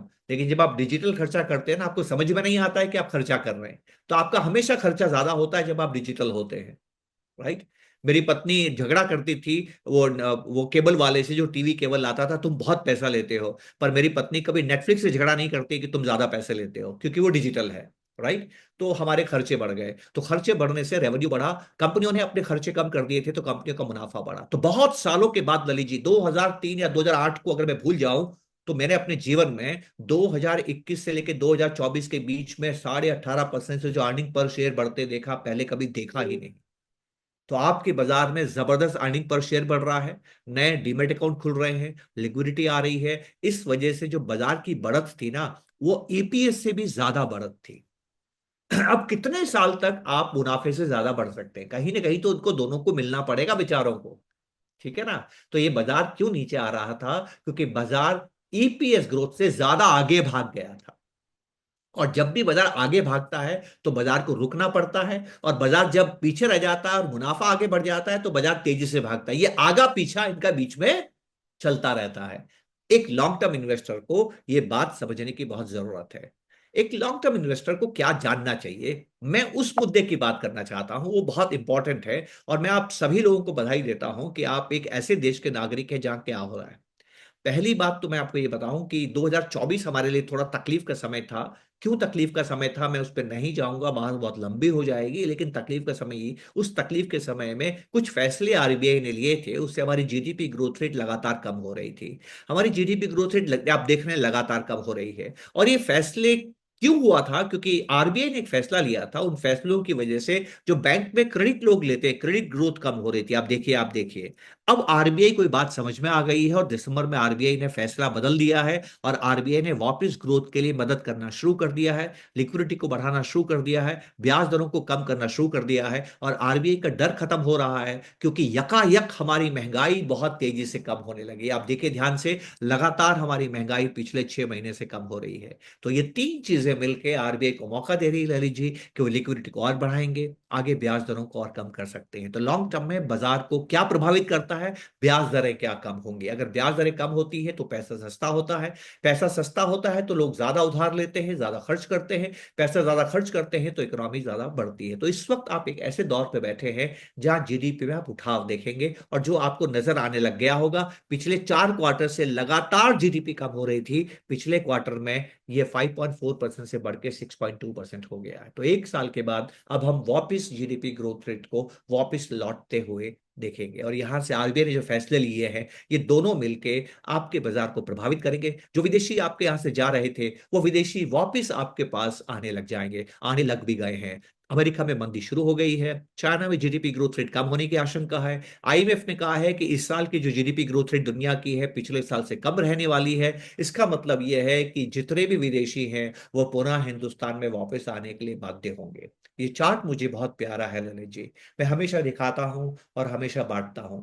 ये चार्ट में दुनिया के 10 सबसे बड़े देश हैं। इस चार्ट को आप ध्यान से देखिए, आपको एक मजेदार चीज समझ में आएगी। हिंदुस्तान शायद अकेला देश है, कुछ हद तक अमेरिका भी एक ऐसा देश है जहां अगर आप ये जानना चाहते हैं बाजार कितना रिटर्न देगा, तो आप आसानी से कह सकते हैं बाजार उतना ही रिटर्न देगा जितनी जीडीपी बढ़ती है। और जीडीपी क्यों बढ़ती है? क्योंकि आपके खर्चे बढ़ते हैं। आप देखिए चाइना, चाइना की जीडीपी पिछले 25 सालों में 12% बढ़ी है, पर चाइना के बाजार ने पिछले 25 सालों में केवल 4% का रिटर्न दिया है। हिंदुस्तान की जीडीपी पिछले 25 सालों में चाइना से कम बढ़ी है, करीब करीब 9.2%, पर हिंदुस्तान के बाजारों ने 10% का रिटर्न दिया है। और ये डॉलर टर्म्स में है, तो आप मुकाबला कर सकते हैं, रुपी टर्म्स में नहीं है। तो हिंदुस्तान दुनिया में सबसे ज्यादा डिपेंडेबल है, सबसे ज्यादा डिपेंडेबल, इस पे आप निर्भर कर सकते हैं। यहां पर बाजार वही रिटर्न दे रहा है बहुत सालों से जो रिटर्न आपके जीडीपी ग्रोथ का है। बताइए और आपको क्या चाहिए? और अब भविष्यवाणी यह है ललित जी कि आने वाले 20 सालों में हिंदुस्तान की जीडीपी ग्रोथ रेट सबसे अच्छी रहने वाली है। यह भी मजेदार चीज है। ठीक है, ये आप देखिए पिछले 10 साल का आंकड़ा है, हिंदुस्तान की जीडीपी कितनी बड़ी है और बाकी देशों की जीडीपी कितनी बड़ी है। तो मेरे सभी सुनने वालों को बधाई देता हूं कि आप हिंदुस्तान में पैदा हुए हैं। वॉरेन बफेट से किसी ने पूछा था कि आपने इतना पैसा क्यों बनाया, तो उनके जवाब, दो जवाब थे ललित जी। पहला जवाब ये था कि मैं अमेरिका में पैदा हुआ हूं, और दूसरा जवाब ये था कि मैं सही समय पैदा हुआ हूं। अगर 20 साल बाद आपसे कोई पूछेगा कि आपने इतना पैसा क्यों बनाया, तो आप भी यही कहेंगे कि मैं हिंदुस्तान में पैदा हुआ हूं और सही समय पैदा हुआ हूं। हिंदुस्तान में तो मेरे दादा भी पैदा हुए थे, मेरे पिता भी पैदा हुए थे, पर वो समय सही नहीं था। आप जो ये समय देख रहे हैं ये सही समय है, इसलिए हम में से बहुत से लोग इसको अमृतकाल भी कहते हैं। हमें ये बहुत जरूरी बात है जो समझने की जरूरत है। चलते चलते मैं एक बात और कहना चाहता हूं ललित जी, बहुत जरूरी है, मेरे को लगता है कि मैं ये बात कहूं कि हम सभी लोग एसआईपी करते हैं। एसआईपी जब भी आप करें, और आप नए एसआईपी इन्वेस्टर्स, मैं पुराने के बाद, यहाँ मैं पुराने से मुखातिब नहीं हूँ। और आपने अभी शुरुआत में एक बात कही थी ललित जी कि आप एक एक कैंपेन चला रहे हैं जिसका नाम है एसआईपी महाकुंभ, उसके लिए मैं बात करना चाहता हूँ। तो एसआईपी महाकुंभ में संभावना इस बात की ज्यादा है कि वो लोग आपसे ज्यादा जुड़ेंगे जिन्होंने जीवन में पहले कभी एसआईपी नहीं की है। तो जब भी आप निवेश करते हैं, आपके पास चार तरह की एनएवीज होती हैं कि आपके निवेश करने के बाद लगातार एनएवी बढ़ती रहे, आपके निवेश करने के बाद एनएवी कभी बढ़े कभी कम हो जाए, आपके निवेश करने के बाद पहले एनएवी खूब बढ़े और आने वाले बाद के सालों में गिर जाए, या आपके निवेश करने के बाद कुछ सालों तक आपकी किस्मत अच्छी नहीं है, आपके निवेश करने के बाद लगातार एनएवी गिरती रहेगी और बाद में बढ़े। इन चार्ट को ध्यान में देखिए, हर एक पे मैंने क्या किया है कि 12 साल का समय लिया है। हर एक पे एनएवी मूवमेंट, ऐसा अलग अलग एनएवी मूवमेंट है, लेकिन अंत सबका 33 रुपए पे होता है। शुरुआत 10 रुपए से हो रही है, अंत 33 रुपए पे हो रही है। तो सबने बराबर कमाया? बिल्कुल नहीं। सबसे ज्यादा आप जानते हैं ललित जी किसने कमाया? जिसके एसआईपी करने के बाद में बाजार गिरने लगा, 10 की एनएवी गिर के 9 हो गई, घर एनएवी गिर के 8 हो गई, 7 हो गई, 6 हो गई, उसके बाद में बढ़ने लगी। ये सबसे किस्मत वाला आदमी है, क्योंकि इसके इनिशियल ईयर्स की जो यूनिट्स हैं वो ज्यादा मिली हैं क्योंकि वो सस्ते में लगी हैं, और इनको कंपाउंडिंग ज्यादा हुई है क्योंकि इनको वक्त ज्यादा मिला है। अब मैं मजेदार चीज आपको ललित जी बताता हूं, ये सबसे अच्छी बात है कि आपके एसआईपी करने के बाद बाजार गिर रहा है और लोग इस पे भी दुखी हो जाते हैं। और ये आदमी सबसे ज्यादा दुखी रहता है कि मेरी एसआईपी मेरी किस्मत खराब है कि मेरी एसआईपी करने के बाद बाजार गिर गया। बताइए कैसे समझाएं अब इसको? जो आपके लिए अच्छा हो रहा है उसको आप बुरा मानते हैं। सबसे बुरा किसका लिए है कि आपने एसआईपी की और बाजार बढ़ने लगा। अगर आपने एसआईपी की और एसआईपी के बाद लगातार बाजार बढ़ रहा है तो रिटर्न उसका ज्यादा आएगा जिसने लमसम किया है, आपका नहीं। हमें यह बात समझने की जरूरत है। तो एसआईपी में आप भगवान से हमेशा प्रार्थना कीजिए, हे भगवान मेरे एसआईपी को गिरता पड़ता बनाएं, वॉलेटाइल बनाएं, विचलन बनाएं, और हो सके तो शुरू के साल में बाजार को गिराएं, और जब मैं पैसा निकालूंगा 15 साल के बाद तब बाजार ऊपर होना चाहिए। अगर ये हो गया तो आपका रिटर्न बहुत ज्यादा होगा। बहुत ध्यान से मैं ललित जी आपको बताता हूं, अगर आप एक ऐसे निवेशक हैं कि आपके एसआईपी करने के बाद कभी बाजार गिरा ही नहीं, कभी नहीं गिरा, आप बहुत खुश होंगे, आपका रिटर्न 8.18% ही होगा। लेकिन अगर आप ऐसे हैं कि आपकी एसआईपी करने के बाद बाजार गिर गया, आपको लग रहा है आपको नुकसान होगा, लेकिन अंत में आपका रिटर्न 15% होगा, दुगना रिटर्न आएगा। कितनी मजेदार बात है। बस यही तो बात है जो हमें समझने की जरूरत है। तो मेरा मेरा क्या मानना है, बहुत सिंपल सा मानना है कि बाजार कभी भी गिर सकता है, बाजार हमेशा ऊपर नीचे होता है। इस बात की तैयारी कीजिए, इसके लिए आप एसेट एलोकेशन कीजिए। शांत कैसे रहेंगे, ये मंत्र आपको देता हूं, उस मंत्र के साथ अपनी बात को खत्म करता हूं। हिंदुस्तान में भारी गिरावट, बड़ी भारी गिरावट, 30 40 50% की गिरावट आने के लिए पांच ही कारण हैं। और ये पांच कारण क्या है? महंगाई बहुत ज्यादा हो, 10 12% की महंगाई हो, फिजिकल डेफिसिट, सरकार का फिजिकल डेफिसिट 6 7% का हो, हिंदुस्तान का करंट अकाउंट डेफिसिट 5% का हो, क्रूड के भाव 100 के ऊपर हो, और कंपनी और बैंक दोनों की बैलेंस शीट खराब हो। जब तक ये पांच चीजें नहीं होगी, हिंदुस्तान का बाजार आप 30 40 50% गिरते हुए नहीं देख सकते हैं। इस बार बाजार ज्यादा क्यों नहीं गिरा? क्योंकि पांचों में से एक भी चीज नहीं थी, हमें यह समझने की जरूरत है। इतना पैसा विदेशी ने निकाला, उसके बाद भी बाजार मैक्सिमम 15 16% गिरा, उससे ज्यादा नहीं गिरा। ये बात हमें समझने की जरूरत है। तो आपको करना क्या है? बहुत छोटी सी बात लीजिए, आपको बता के बात खत्म करता हूं। हमारा जो पैसा है उसमें सबसे बुरी बात क्या है कि आप कुछ भी कर सकते हैं। इसको फंजिबिलिटी कहते हैं। एक 100 रुपए मेरे पास है, 100 रुपए से मैं खाना खा सकता हूं, किसी दूसरे भूखे को खाना खिला सकता हूं, 100 रुपए का जूस पी सकता हूं, 100 रुपए के मैं थिएटर में जाके मूवी देख सकता हूं, मैं कुछ भी कर सकता हूं। ये पैसे में अच्छी बात है। पैसे की बुरी बात यह है कि पैसे से आप कुछ भी कर सकते हैं। जी हाँ, आपको तय करना है किस पैसे से आप क्या करेंगे। अगर आपने ये तय नहीं किया किस पैसे से आप क्या करेंगे, तो गड़बड़ हो जाएगी। तो आप क्या करें, पूरे परिवार परिवार के साथ बैठें, कागज पे लिखें कि मैंने कितना पैसा बचाया है। और मेरी बात ध्यान से सुनने का, जो भी पैसा आपने बचाया है एक दिन खर्च करना ही है, क्योंकि आपकी जिंदगी एक दिन खर्च हो जाएगी। अगर आप पैसा खर्च नहीं करेंगे तो आप खुद खर्च हो जाएंगे। तो आपको करना क्या है? आपको जो पैसा आया है ना, ये पहले कहीं था, आपके पास आया है, एक दिन आपसे बिछुड़ जाएगा, कभी आपके साथ रहने वाला नहीं है। कफन में जेबें नहीं होती है। तो इन्वेस्टर कौन होता है? जो ये तय करता है कि जो पैसा मैंने बचाया है मेरे से बिछुड़ेगा कब। अगर ये पैसा मुझे 6 महीने के बाद खर्च करना है, लिक्विड फंड्स में रखिए और कहीं मत रखिए। ये पैसा मुझे 2 साल के बाद खर्च करना है, मीडियम टर्म बॉन्ड फंड्स में रखिए और कहीं मत रखिए। ये पैसा मुझे 3 साल में खर्च करना है, बॉन्ड फंड्स में रखिए। ये पैसा मुझे 5 6 साल में खर्च करना है, हाइब्रिड फंड्स में रखिए।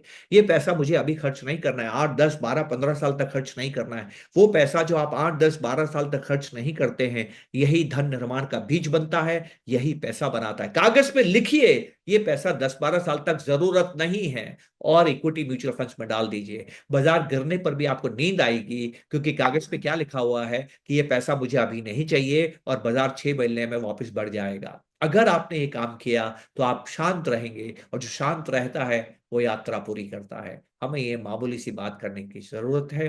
जो यात्रा पूरी करता है उसको कंपाउंडिंग प्राप्त होती है, और जो कंपाउंडिंग प्राप्त करता है वो अक्षय पात्र बनाता है। यही वो बात है, यही वो संदेश है दोस्तों, जो मैं आपको देना चाहता था। सुरेश आर्थिक सिक्योरिटीज का मैं शुक्रिया अदा करता हूं कि उन्होंने मुझे वक्त दिया। ललित जी, आपने मुझे मौका दिया, इसके लिए बहुत बहुत शुक्रिया। नमस्कार, जय हिंद। आपके सवाल हैं तो मैं हाजिर हूँ। Thank you very much.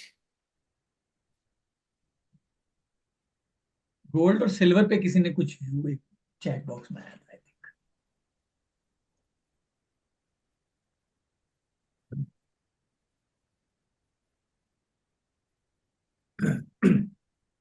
Sir कुछ कम्युनिटी गोल्ड और सिल्वर के लिए बारे में कुछ जानना हाँ, चाहते ओके, गोल के बारे में जानना। देखिए एक बहुत थोड़ा 5 मिनट लूँ तो कोई दिक्कत तो नहीं है? हैं? Please please. 5 7 मिनट, 5 7 मिनट लगेंगे, क्योंकि गोल्ड को समझने के लिए गोल्ड का इतिहास जानना जरूरी होगा। देखिए, जो द्वितीय विश्व युद्ध था, द्वितीय विश्व युद्ध के अंदर यूरोप तहस नहस हो गया। और द्वितीय विश्व युद्ध के पहले दुनिया पे, पूरी दुनिया पे राज करता था यूरोप। तो दुनिया में दो तरह का पैसा होता है, दो तरह का सोना होता है। एक सोना जो हमारे घरों में है, हमारे पास है, जिसको प्राइवेट गोल्ड कहते हैं। और एक सोना जो सरकार के पास होता है, राजा महाराजा के पास रहता था। तो हिंदुस्तान के बादशाह मुगल थे, जब अंग्रेज आए थे तो मुगलों के पास पैसा था, मराठों के पास सोना था, सिखों के पास सोना था। जो जो भी राजा महाराजा थे उनके पास सोना बहुत हुआ करता था। तो अंग्रेजों ने उनको हराया, और जो उनका उनका जो राजकोष था, वो राजकोष अपने पास ले गए। तो वो सोना अंग्रेजों के पास चला गया। तो पूरे 200 300 साल तक दुनिया भर से सोना निकल के कहाँ गया? यूरोप में गया, जर्मनी गया, फ्रांस गया, डच गया, नीदरलैंड गया, इन सब देशों में गया। उनके बाद दुनिया पे कौन राज करेगा, इस बात को लेकर उनमें बहस हो गई, और बहस इतनी हुई कि उनमें झगड़ा हो गया। इसको वर्ल्ड वॉर कहते हैं। वर्ल्ड वॉर में यूरोप के 9 करोड़ लोग मर गए, और यूरोप तहस नहस हो गया। इतने लोग मरे यूरोप में, मैं आपको अंदाज देता हूं।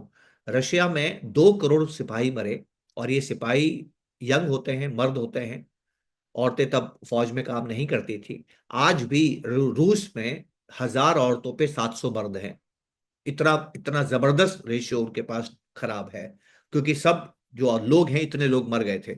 तो सोचिए वो जो दुनिया पे राज करने वाला जो कॉन्टिनेंट है, जो महाद्वीप है, उसकी हालत ये हो गई। लेकिन द्वितीय विश्व युद्ध में अमेरिका बहुत मजबूत होकर निकला। उसका फायदा क्या हुआ कि अमेरिका दूर है बहुत, वहां बम एक भी नहीं गिरा, सारे बम यूरोप में गिरे। तो यूरोप को तो उसने बर्बाद कर दिया और अमेरिका को आबाद कर दिया। और अमेरिका में टेक्नोलॉजी भी बढ़ने लगी और उसने एटम बम भी बना दिया। उससे अमेरिका की इज्जत बढ़ गई।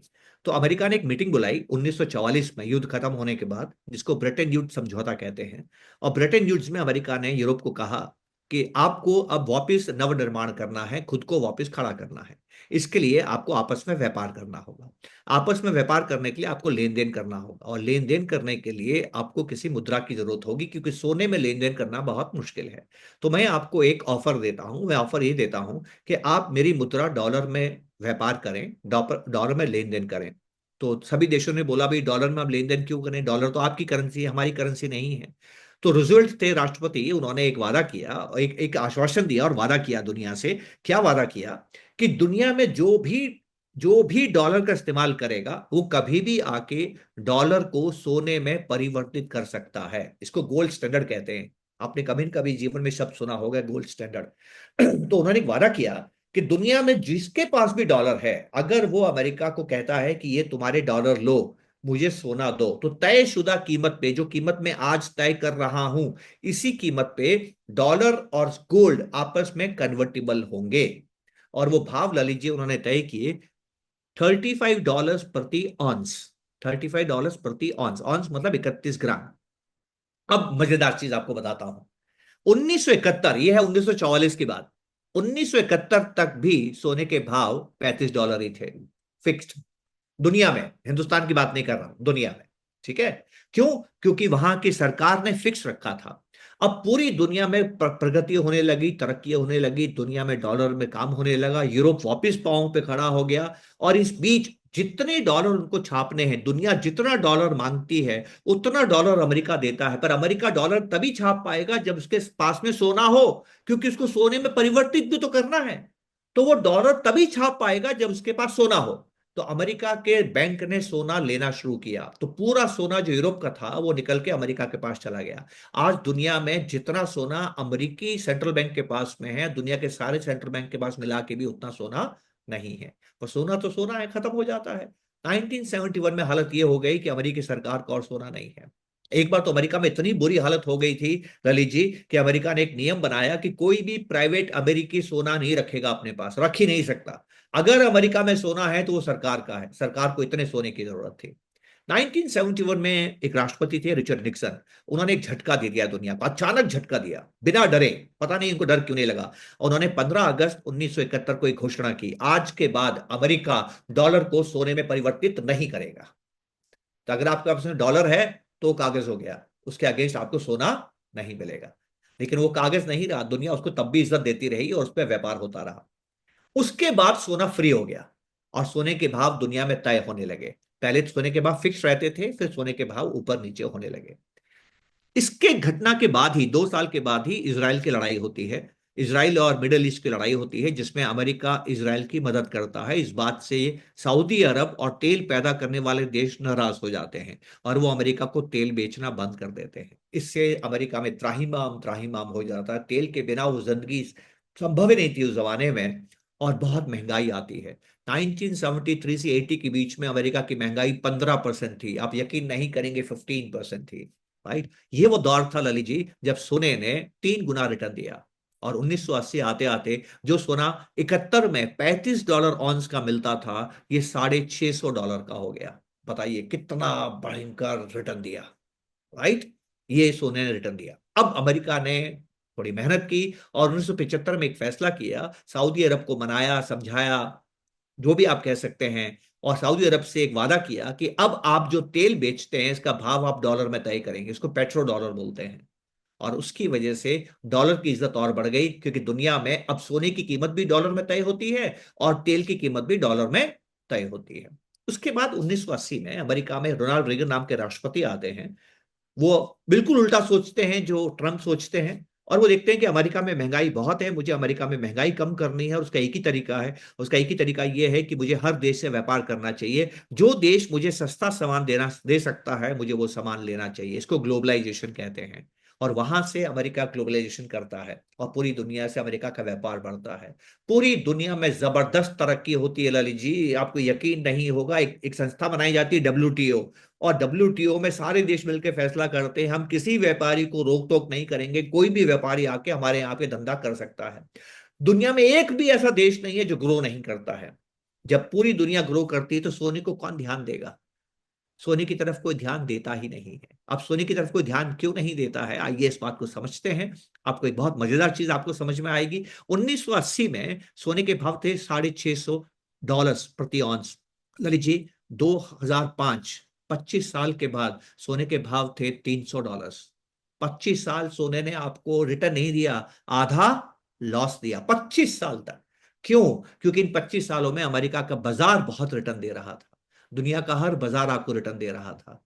तो अब बात करते हैं कि 2008 के बाद क्या हुआ। 2008 में अमेरिका ने बहुत से डॉलर्स बनाए, और जब डॉलर्स बनाए अमेरिका ने तो दुनिया को डर लगा, किसी भी चीज की सप्लाई बढ़ती है तो उसकी कीमत कम होती है। मैंने शुरू में बताया था कि लेबर बढ़ रहा है इसलिए वेजेस नहीं बढ़ रहे हैं। तो इतना डॉलर छापा अमेरिका ने 2008 की मंदी के लिए कि दुनिया डरने लगी, और सेंट्रल बैंक्स ने पहली बार सोना खरीदना शुरू किया। उसके बाद अमेरिका ने गलती और की, उसने ईरान, वेनेजुएला और रशिया का डॉलर फ्रीज कर दिया। डॉलर अमेरिका का है, पर जो रिजर्व आपके पास है वो आपका है, पर अमेरिका ने रशिया के डॉलर्स फ्रीज कर दिए। इसका चीन ने फायदा उठाया और दुनिया को डराया, और दुनिया को कहा कि अगर वो रशिया का डॉलर फ्रीज कर सकता है तो आपका डॉलर भी फ्रीज कर सकता है। कि आप चाहेंगे कि आपके रिजर्व बैंक के अंदर इतना ज्यादा डॉलर हो? उसके बाद दुनिया के हर देश ने सोना खरीदना शुरू किया। इसको बोलते हैं डी डॉलराइजेशन। आज से 25 साल पहले दुनिया के जितने भी सेंट्रल बैंक्स थे उनके पास में 72% रिजर्व डॉलर में था। आज उनके पास 57% रिजर्व डॉलर में है। ये जो 15% रिजर्व डॉलर की कमी हुई है ना, इसका उन्होंने सोना खरीदा है। तो 2008 में जो सोना करीब करीब 300 साढ़े 300 डॉलर के आसपास था, आज $3,500 हो गया।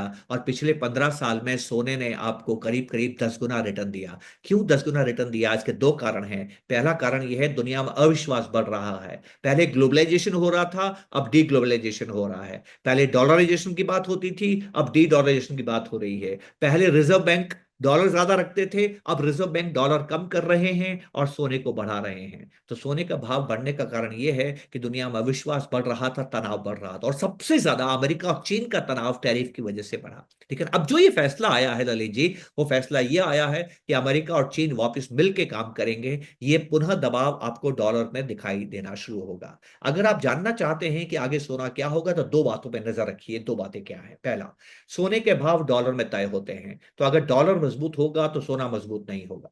पिछले एक महीने में डॉलर 12% कमजोर हुआ है, इसलिए आपको सोने ने पिछले एक साल में 40% का रिटर्न दिया है, क्योंकि एक महीने में डॉलर 12% कमजोर हुआ है। तो आगे आपको क्या देखना है? डॉलर ऐसा ही रहता है, कमजोर होता है, मजबूत होता है। डॉलर अगर मजबूत होता है तो सोना मजबूत नहीं होगा। दूसरा, सेंट्रल बैंक्स जिस तरह से 4 साल से सोना खरीद रहे हैं, इस पे भी नजर रखिए। क्या सेंट्रल बैंक्स की मांग बनी रहेगी? अगर सेंट्रल बैंक्स की मांग बनी रहेगी तो सोना महंगा होता रहेगा, क्योंकि सोने की सप्लाई ज्यादा है नहीं, और सेंट्रल बैंक्स बड़ी मात्रा में सोना खरीदते हैं, और जब सेंट्रल बैंक्स खरीदते हैं तो भाव बढ़ते हैं। अब सोना इन दिनों क्यों बढ़ा?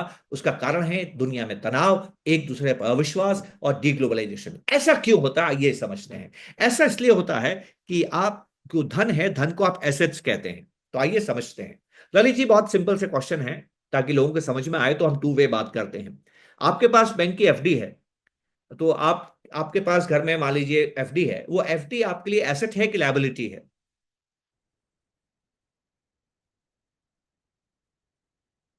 अगर जब आप रिटर्न भरते हैं तो रिटर्न में आपको एसेट्स दिखाने पड़ते हैं, तो उसमें एफडी दिखाते हैं कि नहीं दिखाते ऐसे हैं? एफडी क्या है आपके लिए? एसेट है। ऐसे तो आप जो घर में, आपके पास जो घर में एफडी है वो एसेट है, तो लायबिलिटी किसकी है फिर? बैंक की लायबिलिटी है ना? आपका स्टॉक है, आपके पास स्टॉक है, HDFC बैंक का स्टॉक है, 2,000 रुपये हो गया। आप कहेंगे मेरे पास एसेट है, मेरे पास 2,000 रुपये का स्टॉक है। तो आपके पास अगर स्टॉक जो एसेट है, तो लायबिलिटी किसकी है? वो कंपनी की लायबिलिटी है।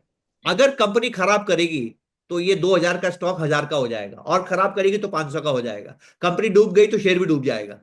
तो आप उसको एसेट कहते रहिए, लेकिन उसकी लायबिलिटी वाले को काम करना पड़ेगा, तभी एसेट जिंदा है। ठीक है ना। अब आपके घर में सोना है, सोना आपके लिए एसेट है कि लायबिलिटी है? Again asset. तो उसकी लायबिलिटी किसके पास है? ये सबसे मजेदार चीज बात है। सोना अपने आप में ही लायबिलिटी है, वो लायबिलिटी है ही नहीं, वो प्योर एसेट है। तो ध्यान से समझिएगा, जब आपके पास एसेट्स हैं, एफडी, लैंड और सोना, इन पे जब आपको अविश्वास होता है ना, लैंड पे भी अविश्वास होता है, आप कहेंगे मेरा प्लॉट मेरा है, लेकिन म्यूनिसिपल कॉर्पोरेशन कहेगी मुझे यहां पे सड़क बनानी है, तो आपका नहीं है, तो आपका नहीं है। ठीक है ना। तो बड़ी इंटरेस्टिंग चीज आपको कह रहा हूं, अगर आपका दूसरे पे अविश्वास बढ़ेगा तो उस एसेट की कीमत कम हो जाएगी। बैंक पे अविश्वास बढ़ा तो एफडी बेकार हो गई, कंपनी पे अविश्वास बढ़ा शेयर बेकार हो गया। ठीक है ना। सरकार पे अविश्वास बढ़ा जमीन बेकार हो गई। इंटरेस्टिंग चीज आपको क्या समझनी है कि सोना पे आपका विश्वास तब बढ़ता है जब दूसरे पे अविश्वास बढ़ता है। तो जितना आपको बाजार से डर लगेगा, जितना आपको मंदी का डर लगेगा, जितना आपको बॉन्ड्स का डर लगेगा, जितना आपको युद्ध का डर लगेगा, जितना आपको तनाव का डर लगेगा, उतना सोना बढ़ेगा। और ट्रंप ने यही 6 महीने तक किया है। अब आपको तय करना है कि दुनिया में तनाव, अविश्वास, डीडॉलराइजेशन आने वाले सालों में बढ़ेगा या कम होगा। अगर आपको लगता है बढ़ेगा तो आपके पोर्टफोलियो में सोना होना चाहिए। अगर आपको लगता है नहीं बढ़ेगा, यहां से दुनिया वापस सुधरेगी, आपस में तनाव कम होंगे, हम सौहार्द के साथ काम करेंगे, आपस में मिलकर काम करेंगे, टैरिफ नहीं खेलेंगे, तो सोने का बढ़ना मुश्किल है और वापस व्यापार में प्यार धंधा बढ़ना वाजिब है। इस तरह से आपको तय करना है कि सोना आपके लिए कैसा काम करेगा। सोना सोना ही सब कुछ है। सिल्वर जो है, सोना चांदी सोना चांदी सोना चांदी, इसको हाइफिनेशन कहते हैं। तो सिल्वर ज्यादातर सोने की वजह से अपनी अपनी ताकत को पाती है। जैसे चंद्रमा की रोशनी जो है सूरज की रोशनी है, तो सोना बढ़ता है तो साथ साथ चांदी भी बढ़ती है।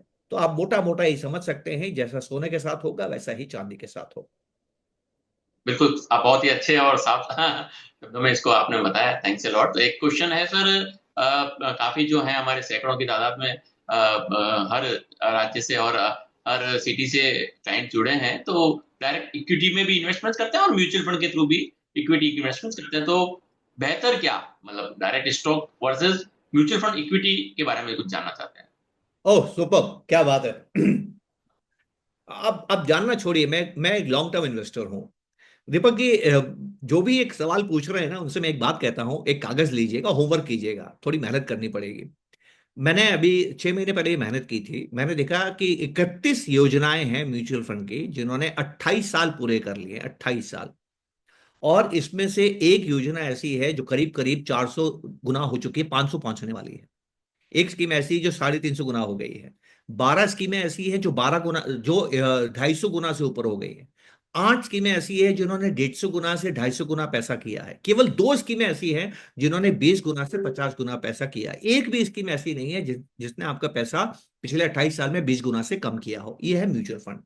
अब आपको कागज पे क्या लिखना है कि 28 साल पहले बीएससी में कितने शेयर्स लिस्टेड थे, और इतने शेयर्स में से कितने शेयर्स ने आपको 250 गुना, 300 गुना, 400 गुना, 500 गुना पैसा करके दिया है। आपको 2% नहीं मिलेंगे। तो जो फेलियर्स आपको डायरेक्ट स्टॉक्स में मिलेगा, वो फेलियर आपको लॉन्ग टर्म में म्यूचुअल फंड्स में नहीं मिलेगा। नंबर 1। नंबर 2, ये बहुत जरूरी है हमारे लिए समझना, म्यूचुअल फंड में खास बात क्या होती है कि म्यूचुअल फंड एक इंडेक्स जैसे काम करता है। अभी देखिए, स्मॉल कैप में बहुत सी कंपनियों में आपको नुकसान हुआ होगा, 80-80% का नुकसान भी हुआ होगा, और वो भाव कभी वापस नहीं आएंगे। लेकिन जो स्मॉल कैप इंडेक्स है वो भी गिरा था, उसके भाव वापस ऊपर आएंगे कि नहीं आएंगे? तो वापस ऊपर आ जाएंगे। तो एक मजेदार चीज आपको बताता हूं, मैं फंड का नाम नहीं ले सकता, लेना भी नहीं चाहिए, क्योंकि लोग उसको फिर रिकमेंडेशन समझ लेते हैं। एक फंड है जो टेक्नोलॉजी फंड है, और वो 1999 में आया था। 1999 में केतन पारी का बड़ा जोर था, दीपक जी। आपको याद होगा केतन पारी का नाम, उनके शेयर्स का नाम ले लूं, सत्यम, Himachal futuristic, पेंटामीडिया, silver line, DHQ, सब याद है कि नहीं है? तो ये शेयर्स में वो इन्वेस्ट करते थे। इस म्यूचुअल फंड ने भी उन्हीं शेयर्स में इन्वेस्टमेंट किया, और जब 2000 मई के अंदर गिरावट आई तो ये सारे शेयर्स गायब हो गए। आज वो शेयर्स दिखते ही नहीं, बाजार में है ही नहीं, तो आपका पैसा 100% लॉस में चला गया। ये जो योजना आई थी, 10 रुपए पे आई थी 1999 में, 2000 अक्टूबर नवंबर आते आते इसकी एनएवी, दीपक जी, 2 रुपए हो गई। कितनी हो गई? 2 रुपए। क्योंकि केतन पारिक जेल चले गए और ये सारे शेयर्स बर्बाद हो गए, सत्यम खत्म हो गया, डीएसक्यू, सिल्वर लाइन सब खत्म हो गए। तो उसका नुकसान इसको भी भुगतना पड़ा।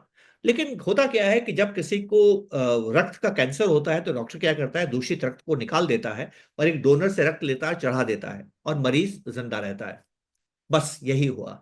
देश की सॉफ्टवेयर सिल्वर लाइन एक शरीर के जैसे हैं, कमजोर होकर मर जाती है। म्यूचुअल फंड एक आत्मा के जैसे है, वो कमजोर होने पर कमजोर शरीर को छोड़ देती है, मजबूत में प्रवेश करती है। उस म्यूचुअल फंड ने क्या किया, इन सारे शेयर्स को छोड़ दिया और जो भी पैसा बचा और जो नया पैसा आया उनसे विप्रो इन्फोसिस ले लिया। ठीक है ना। दीपक जी, आपको यकीन नहीं होगा, आज उसकी एनएवी 220 रुपए है। 20 गुना करीब। हाँ, अगर आपने डायरेक्ट शेयर्स किए हैं तो खत्म हो गए, यहां है तो वापस रिवाइव हो गए। तो म्यूचुअल फंड आत्मा के जैसे काम करता है और डायरेक्ट स्टॉक शरीर के जैसे काम करता है। तीसरी चीज, बहुत इंपॉर्टेंट चीज बताने जा रहा हूं। डाउ जोन्स 1895 में शुरू हुआ था, अभी एक 2025 चल रहा है। तो कितने साल हो गए, 130 साल से वो शेयर इंडेक्स चल रहा है। सेंसेक्स अपना 45 साल से चल रहा है, वो 130 साल से चल रहा है। सन 2000 में सबसे बड़ी, इसमें 30 शेयर्स लिस्टेड है, 30 शेयर्स लिस्टेड है। सबसे ज्यादा मुनाफा कमाने वाली जो 10 कंपनियां थी, जो सबसे ज्यादा मुनाफा कमाती थी दीपक जी, वो 80 साल पुरानी कंपनियां थी। कितनी? 80 साल पुरानी कंपनियां थी। इस वक्त डाउ जोन्स में जो 10 सबसे बड़ी कंपनियां हैं जो सबसे ज्यादा मुनाफा कमाती है ना, वो 12 साल पुरानी है। आपको क्या समझ में आया कि अब इनोवेशंस इतने हो रहे हैं, कंपटीशन इतना हो गया है कि जो कंपनी की उम्र है वो क्या हो गई, कम हो कम गई। हो गई। और एक घोषणा की चाइना ने, डीप सीक नाम की, एक दिन में एनवीडिया के शेयर 20% टूट गए। तो आपका इनोवेशन की वजह से जो डायरेक्ट स्टॉक है ना, वो जबरदस्त खतरे में, यकायक उसकी किस्मत पलट सकती है। तो आपको एक्साइटमेंट चाहिए, ट्रेडिंग करनी है, शॉर्ट टर्म खेलना है, तो आप डायरेक्ट स्टॉक में जाइए। लेकिन आपको कंपाउंडिंग करके एक को 500 बनाने हैं, तो मुझे लगता है कि म्यूचुअल फंड एक खूबसूरत चीज है। और अच्छी बात यह है कि म्यूचुअल फंड में अगर आप बीच में खरीद फरोख्त करते हैं तो म्यूचुअल फंड टैक्स नहीं देता है, और जब वो टैक्स नहीं देता है तो कंपाउंडिंग ज्यादा हो जाती है। अगर आप डायरेक्ट शेयर्स करेंगे तो आपको हर खरीद फरोख्त पे, हर खरीद बेच पे, हर टर्नओवर पे जो भी आप एडजस्टमेंट्स करेंगे, हर बार आपको सरकार को टैक्स देना पड़ेगा। तो ये भी फायदा म्यूचुअल फंड्स को लॉन्ग टर्म में मिलता है। मेरा ये मानना, और मैंने देखा है, आंकड़ों से साबित भी होता है कि अगर आप लॉन्ग टर्म इन्वेस्टर हैं तो आपको म्यूचुअल फंड के जरिए निवेश करना आपके लिए ज्यादा फायदेमंद है। अपना आपने वही डाइवर्सिफाइड स्टॉक्स में इन्वॉल्व है ही है, बिल्कुल सही है सर। हम्म। स्टॉक की बात हुई, आपने कुछ फंड्स के नाम लिए, तो उसमें फार्मा, इंजीनियरिंग और टेक्नो फंड सेक्टर के बारे में कुछ जानना चाहते हैं। हाँ देखिए, मैं बहुत ज्यादा सेक्टोरल बात नहीं करता हूं। उसका रीजन ये है कि मेरा ये मानना है कि सेक्टोरल फंड में निवेश करना ऐसा ही है जैसे आपकी थाली में अचार। आप थाली खाते हैं, अचार कितना ही स्वाद हो, कभी आपने खाली अचार खाया है क्या? आपने कभी नहीं खाया है। ठीक है ना। चावल रोटी कभी भी अचार जितनी स्वाद नहीं होती है। देखिए, मैं आपको एक बहुत मजेदार चीज दीपक जी बताता हूँ, और ध्यान से समझिएगा। म्यूचुअल फंड्स में पैसा नहीं बनने का कारण या शेयर्स में पैसा नहीं बनने का कारण क्या है, मैंने शुरुआत वहीं से की थी। रिटर्न के पीछे मत भागिए, ये मत देखिए कि कहाँ रिटर्न आएगा। मैं आपको जिक्र करूं, आज से 25 साल पहले मैं पिता बना, और मैं घर से दूर था जब पिता बना। तो मेरे को फोन आया कि भाई आप पिता बन गए हैं। मैं उसी वक्त भागा और शुभ शाम तक मैं हॉस्पिटल पहुंच गया। तो मेरा बच्चा एक दिन का भी नहीं हुआ था। उस बच्चे को मैंने जब हथेलियों में लिया, इतना नन्हा था, इतना छोटा था कि 2 हथेलियों के अंदर समा गया। दीपक जी, उस वक्त पता है मेरे मन में ख्याल क्या आया? मेरे मन में ख्याल ये आया कि मेरे मन में ये ख्याल नहीं आया कि ये कितना बड़ा होगा, कब बड़ा होगा, ये बड़ा होके क्या बनेगा। उस वक्त मेरे मन में ख्याल आया, इतना छोटा है कि इसके जान की रक्षा करने के लिए मुझे बहुत ध्यान रखना पड़ेगा, मुझे इसको वैक्सीनेशन करना पड़ेगा, ये बीमारियां होती है जिससे मुझे इसको बचाना पड़ेगा। उसके बड़े होने में जो खतरे हैं, मैं उसके बारे में सोच रहा हूं। मैं ये नहीं सोच रहा हूं बड़ा होगा कि नहीं होगा। मैं जानता हूं कि हर बच्चा बड़ा होता है। तो जो रिटर्न है ना Deepak ji, that is given.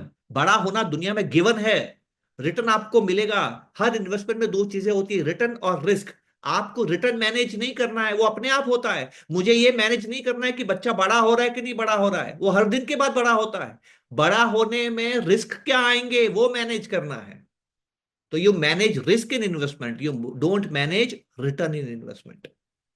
हमेशा रिस्क को मैनेज कीजिए, रिटर्न अपने आप आएगा। 5000 साल पहले भगवान कृष्ण इस बात को कह के गए हैं। सेक्टोरल फंड हम क्यों जानना चाहते हैं, हम सेक्टर की बातें क्यों करते हैं? क्योंकि हम जानना चाहते हैं कि कहां ज्यादा कमाने का मौका मिलेगा। निवेश ज्यादा कमाने की जगह नहीं है, निवेश प्रतिस्पर्धा नहीं है। निवेश में आप ये कोशिश नहीं करते हैं कि आप ज्यादा कमाना है, निवेश में आप ये कोशिश करते हैं कि आपकी मंजिल क्या, आप कहां पहुंचना है। मैंने कहा ना शुरुआत में, मैं लॉन्ग टर्म इन्वेस्टर हूं, मैं डेस्टिनेशन तय करता हूं, मैं तय करता हूं कि मुझे कितने करोड़ बनाने हैं, राइट। जब मेरी पत्नी ने निवेश शुरू किया दीपक जी, 2005-6 जनवरी में उन्होंने एसआईपी शुरू की, मैंने उनसे एक ही लक्ष्य कहा कि तुझे जिंदगी में, तुम सरकारी नौकर हो, तुम्हें जिंदगी में एक दिन ये दिन देखना है कि जो तुम्हारा पोर्टफोलियो बनेगा और उस पोर्टफोलियो का 8% का जो ब्याज होगा, वो 8% का ब्याज तुम्हारे साल भर की तनख्वाह से ज्यादा होना चाहिए। और 16 साल के बाद दलित जी उसने हासिल कर लिया।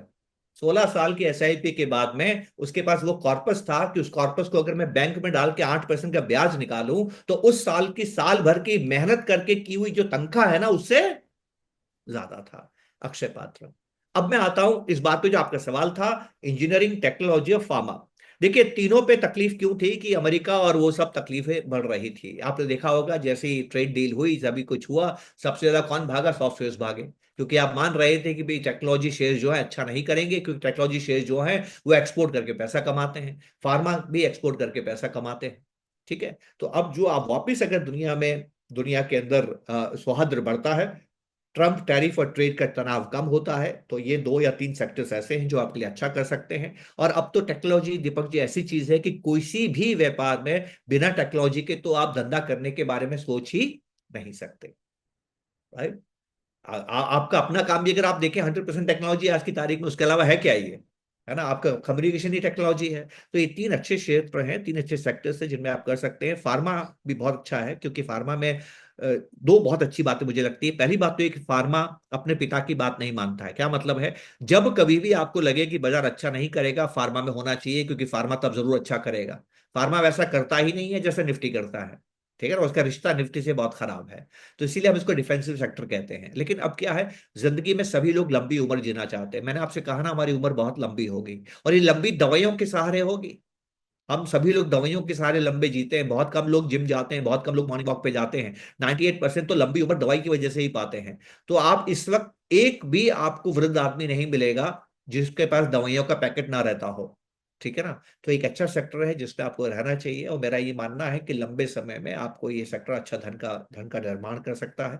लेकिन फिर मैं लौट के आता हूं और आपसे कहता हूं कि ज्यादा सेक्टोरल के चक्कर में मत पड़िए, डाइवर्सिफाइड इक्विटी फंड में रहिए। फंड मैनेजर को डालने दीजिए पैसा, जहां मौका है वो फंड में पैसा डालेगा और आपके लिए धन का निर्माण करेगा।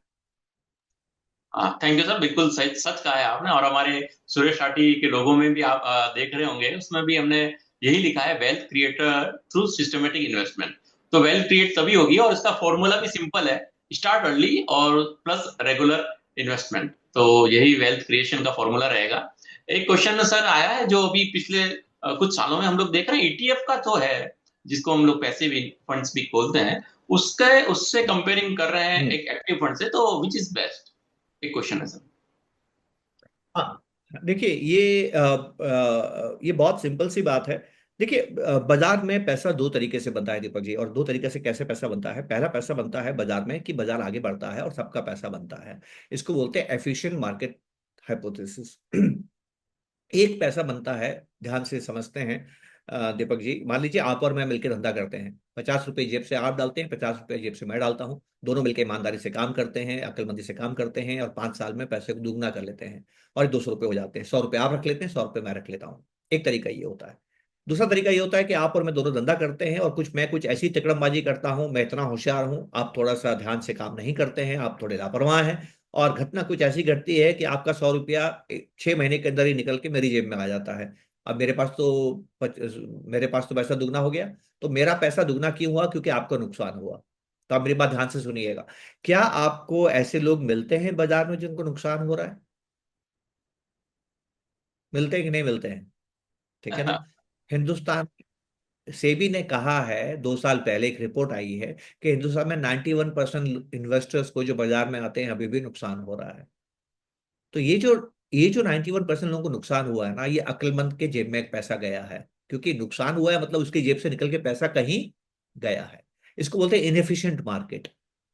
अगर समाज में इनएफिशिएंसी है अगर नए लोग जो बाजार में आ रहे हैं वो अभी भी गलतियां कर रहे हैं, तो जो फंड मैनेजर है वो तो ईमानदारी से, सही तरीके से, अक्लमंदी से काम करता है, वो आपको एक्टिवली मैनेज करके पैसा बना सकता है। मेरा ये मानना है कि आने वाले 8-10 साल तक हिंदुस्तान में अभी भी बहुत से ऐसे इन्वेस्टर्स बाजार में हैं जो गलतियां करते हैं। अभी भी हिंदुस्तान में डायरेक्ट इन्वेस्टर्स बहुत बाजार में आते हैं जिनको कि बाजार की बिल्कुल अकल नहीं है, लेकिन वो बाजार में निवेश करते हैं। दीपक जी, मैं ऐसे इन्वेस्टर को जानता हूं जिन जो शेयर्स के मालिक हैं, पर यह नहीं मालूम है कंपनी का चेयरमैन कौन है। अच्छा, उनको पूछ लो कंपनी क्या क्या प्रोडक्ट बनाती है तो उनको मालूम नहीं है। अब उन्होंने क्या खरीदा है, क्यों खरीदा वो शेयर, किसी ने बोल दिया, उन्होंने खरीद लिया है। तो ऐसे इन्वेस्टर्स अभी भी हिंदुस्तान में बहुत हैं। तो जब आप इन्वेस्टिंग में गलतियां करते हैं, पैसा खोते हैं, तो दूसरा कमाता है, ये संभावना हिंदुस्तान में अभी भी है। तो हिंदुस्तान का बाजार इतना एफिशिएंट नहीं है जितना अमेरिका का बाजार एफिशिएंट है।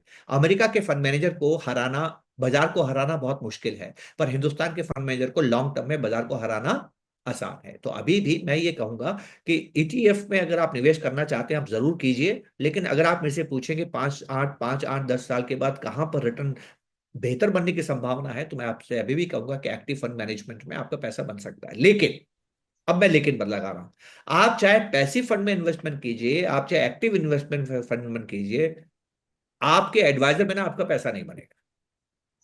एडवाइजर तो आपको दोनों में चाहिए, क्योंकि दोनों ही बाजार में उतार चढ़ाव में आते हैं, दोनों में ही उतार चढ़ाव होते हैं, दोनों में ही आपको टिकना पड़ता है। मैंने जो 30 साल में सीखा है वो ये सीखा है कि 98% लोग बाजार में टिक नहीं सकते हैं।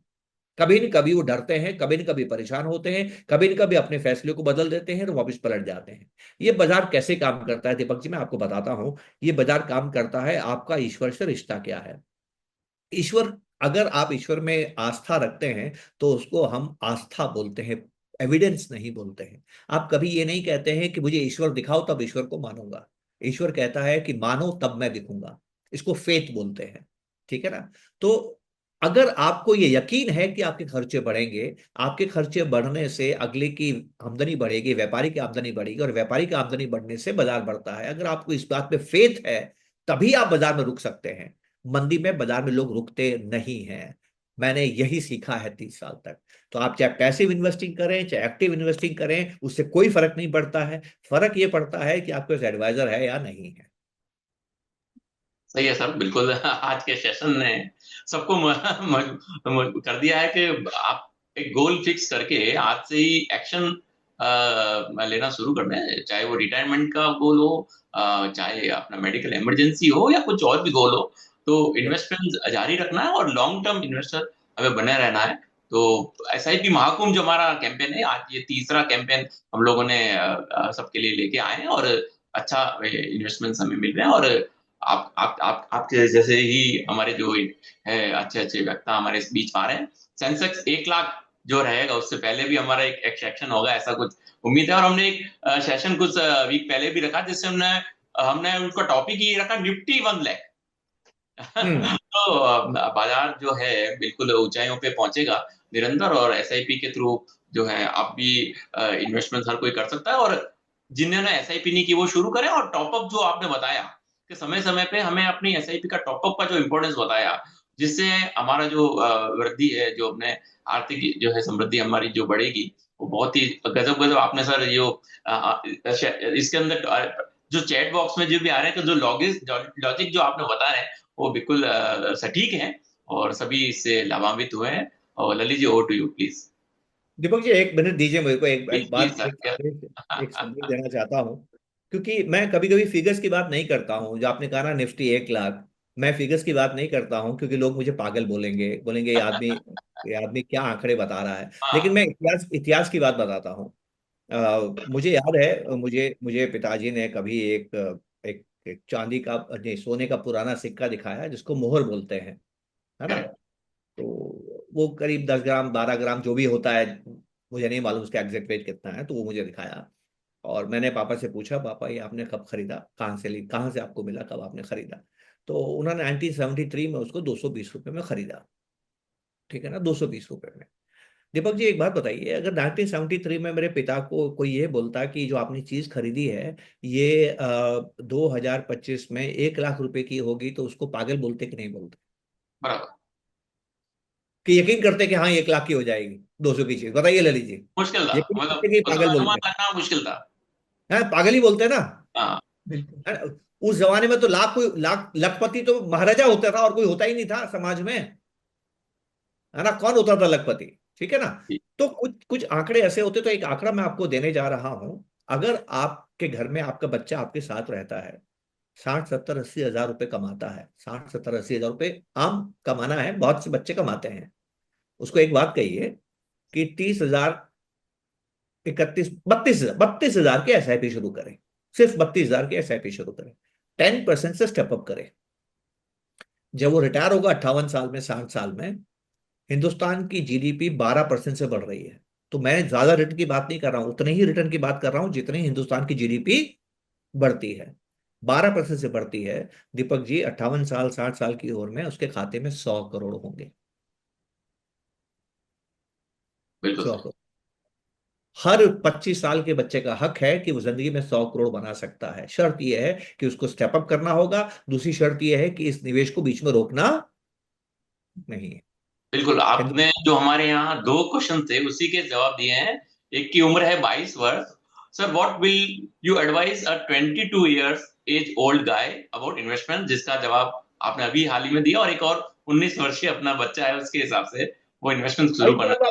22 साल वाले को मैं एक एक एक एडवाइस और देना चाहता हूं। हिंदुस्तान के माँ बाप जो है ना, वो पता नहीं क्यों बच्चे को हमेशा पैसा देने में सुख मिलता है उनको। तो अगर आप नौकरी भी कर रहे हैं ना, तो आप सारा पैसा इन्वेस्ट कीजिए, क्योंकि जितना आप जल्दी इन्वेस्ट करेंगे उसको कंपाउंडिंग ज्यादा मिलती है। स्कूटर का पेट्रोल भी पिताजी से भरवाइए, पैसे दे देंगे वो आपको, चिंता मत, सारा डालिए आप। परम आनंद। Lalit sir, please.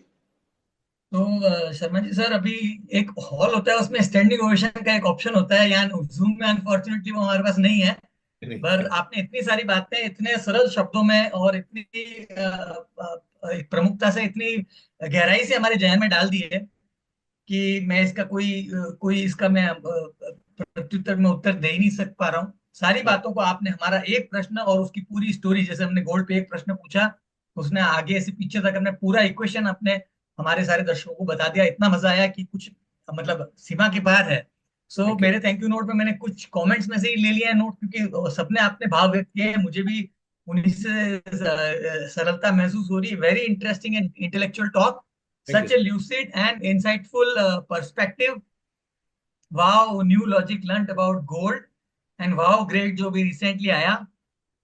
तो बहुत मजा आया, बहुत मजा आया, बहुत मजा आया सच में। और ऑफुल सेशन, और सबको आपने इनफैक्ट जाते जाते आपने जो सबसे बड़ी टिप दी वो 100 करोड़ वाली टिप दे दी, क्योंकि हर एक की एम्बिशन आज वो 1 2 करोड़ से तो बहुत आगे लोग निकल गए हैं। और जो युवा पीढ़ी है वो 100 करोड़ की बात से शायद प्रभावित होते हैं। उनको 100 करोड़ का अगर फॉर्मूला राइट। कोई बताया तो वो शायद अट्रैक्ट होंगे। और आज हमारे अगर युवा पीढ़ी वाले सुन रहे होंगे, और आपने जो बात अपनी सेशन में बताई, निर्णय अगर लेना तो वो आज लेना है। ये अर्जेंट और इम्पोर्टेंट का डिफरेंशिएशन आपने बताया, तो मैं समझ रहा हूँ कि हमारे बहुत सारे लोग आज जो इन्वेस्टर जुड़े हैं आज निर्णय लेंगे। और कल दीपक जी और सागर जी आपको बहुत सारे कॉल्स आने वाले हैं, इनफैक्ट आज ही, कि हमें 100 करोड़ वाली जर्नी पे जाना है, शर्मा जी की बात बताई हुई माननी है।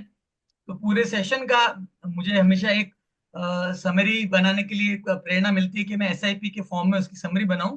तो आज जो बातें समझी है उसको सरल भाषा में एक एसआईपी की फॉर्म में अगर समरी बनाऊं तो है एस से बनेगा, समझो अपने गोल्स को और इग्नोर करो रिटर्न्स की बात, और प्रोसेस फॉलो करो और प्रॉस्परस बनो। इसके साथ मैं सभी हमारे व्यूअर्स का भी धन्यवाद देना चाहूंगा, और सभी व्यूअर्स की तरफ से शर्मा जी आपका बहुत बहुत आभार व्यक्त करना चाहूंगा। मैं आईसीआईसी आभार म्यूचुअल फंड को भी मेरा धन्यवाद। आभार मेरा आभार स्वीकार कीजिए, आपने मौका दिया। Thank you so much Sharma ji, thank thank you you so so much. Much.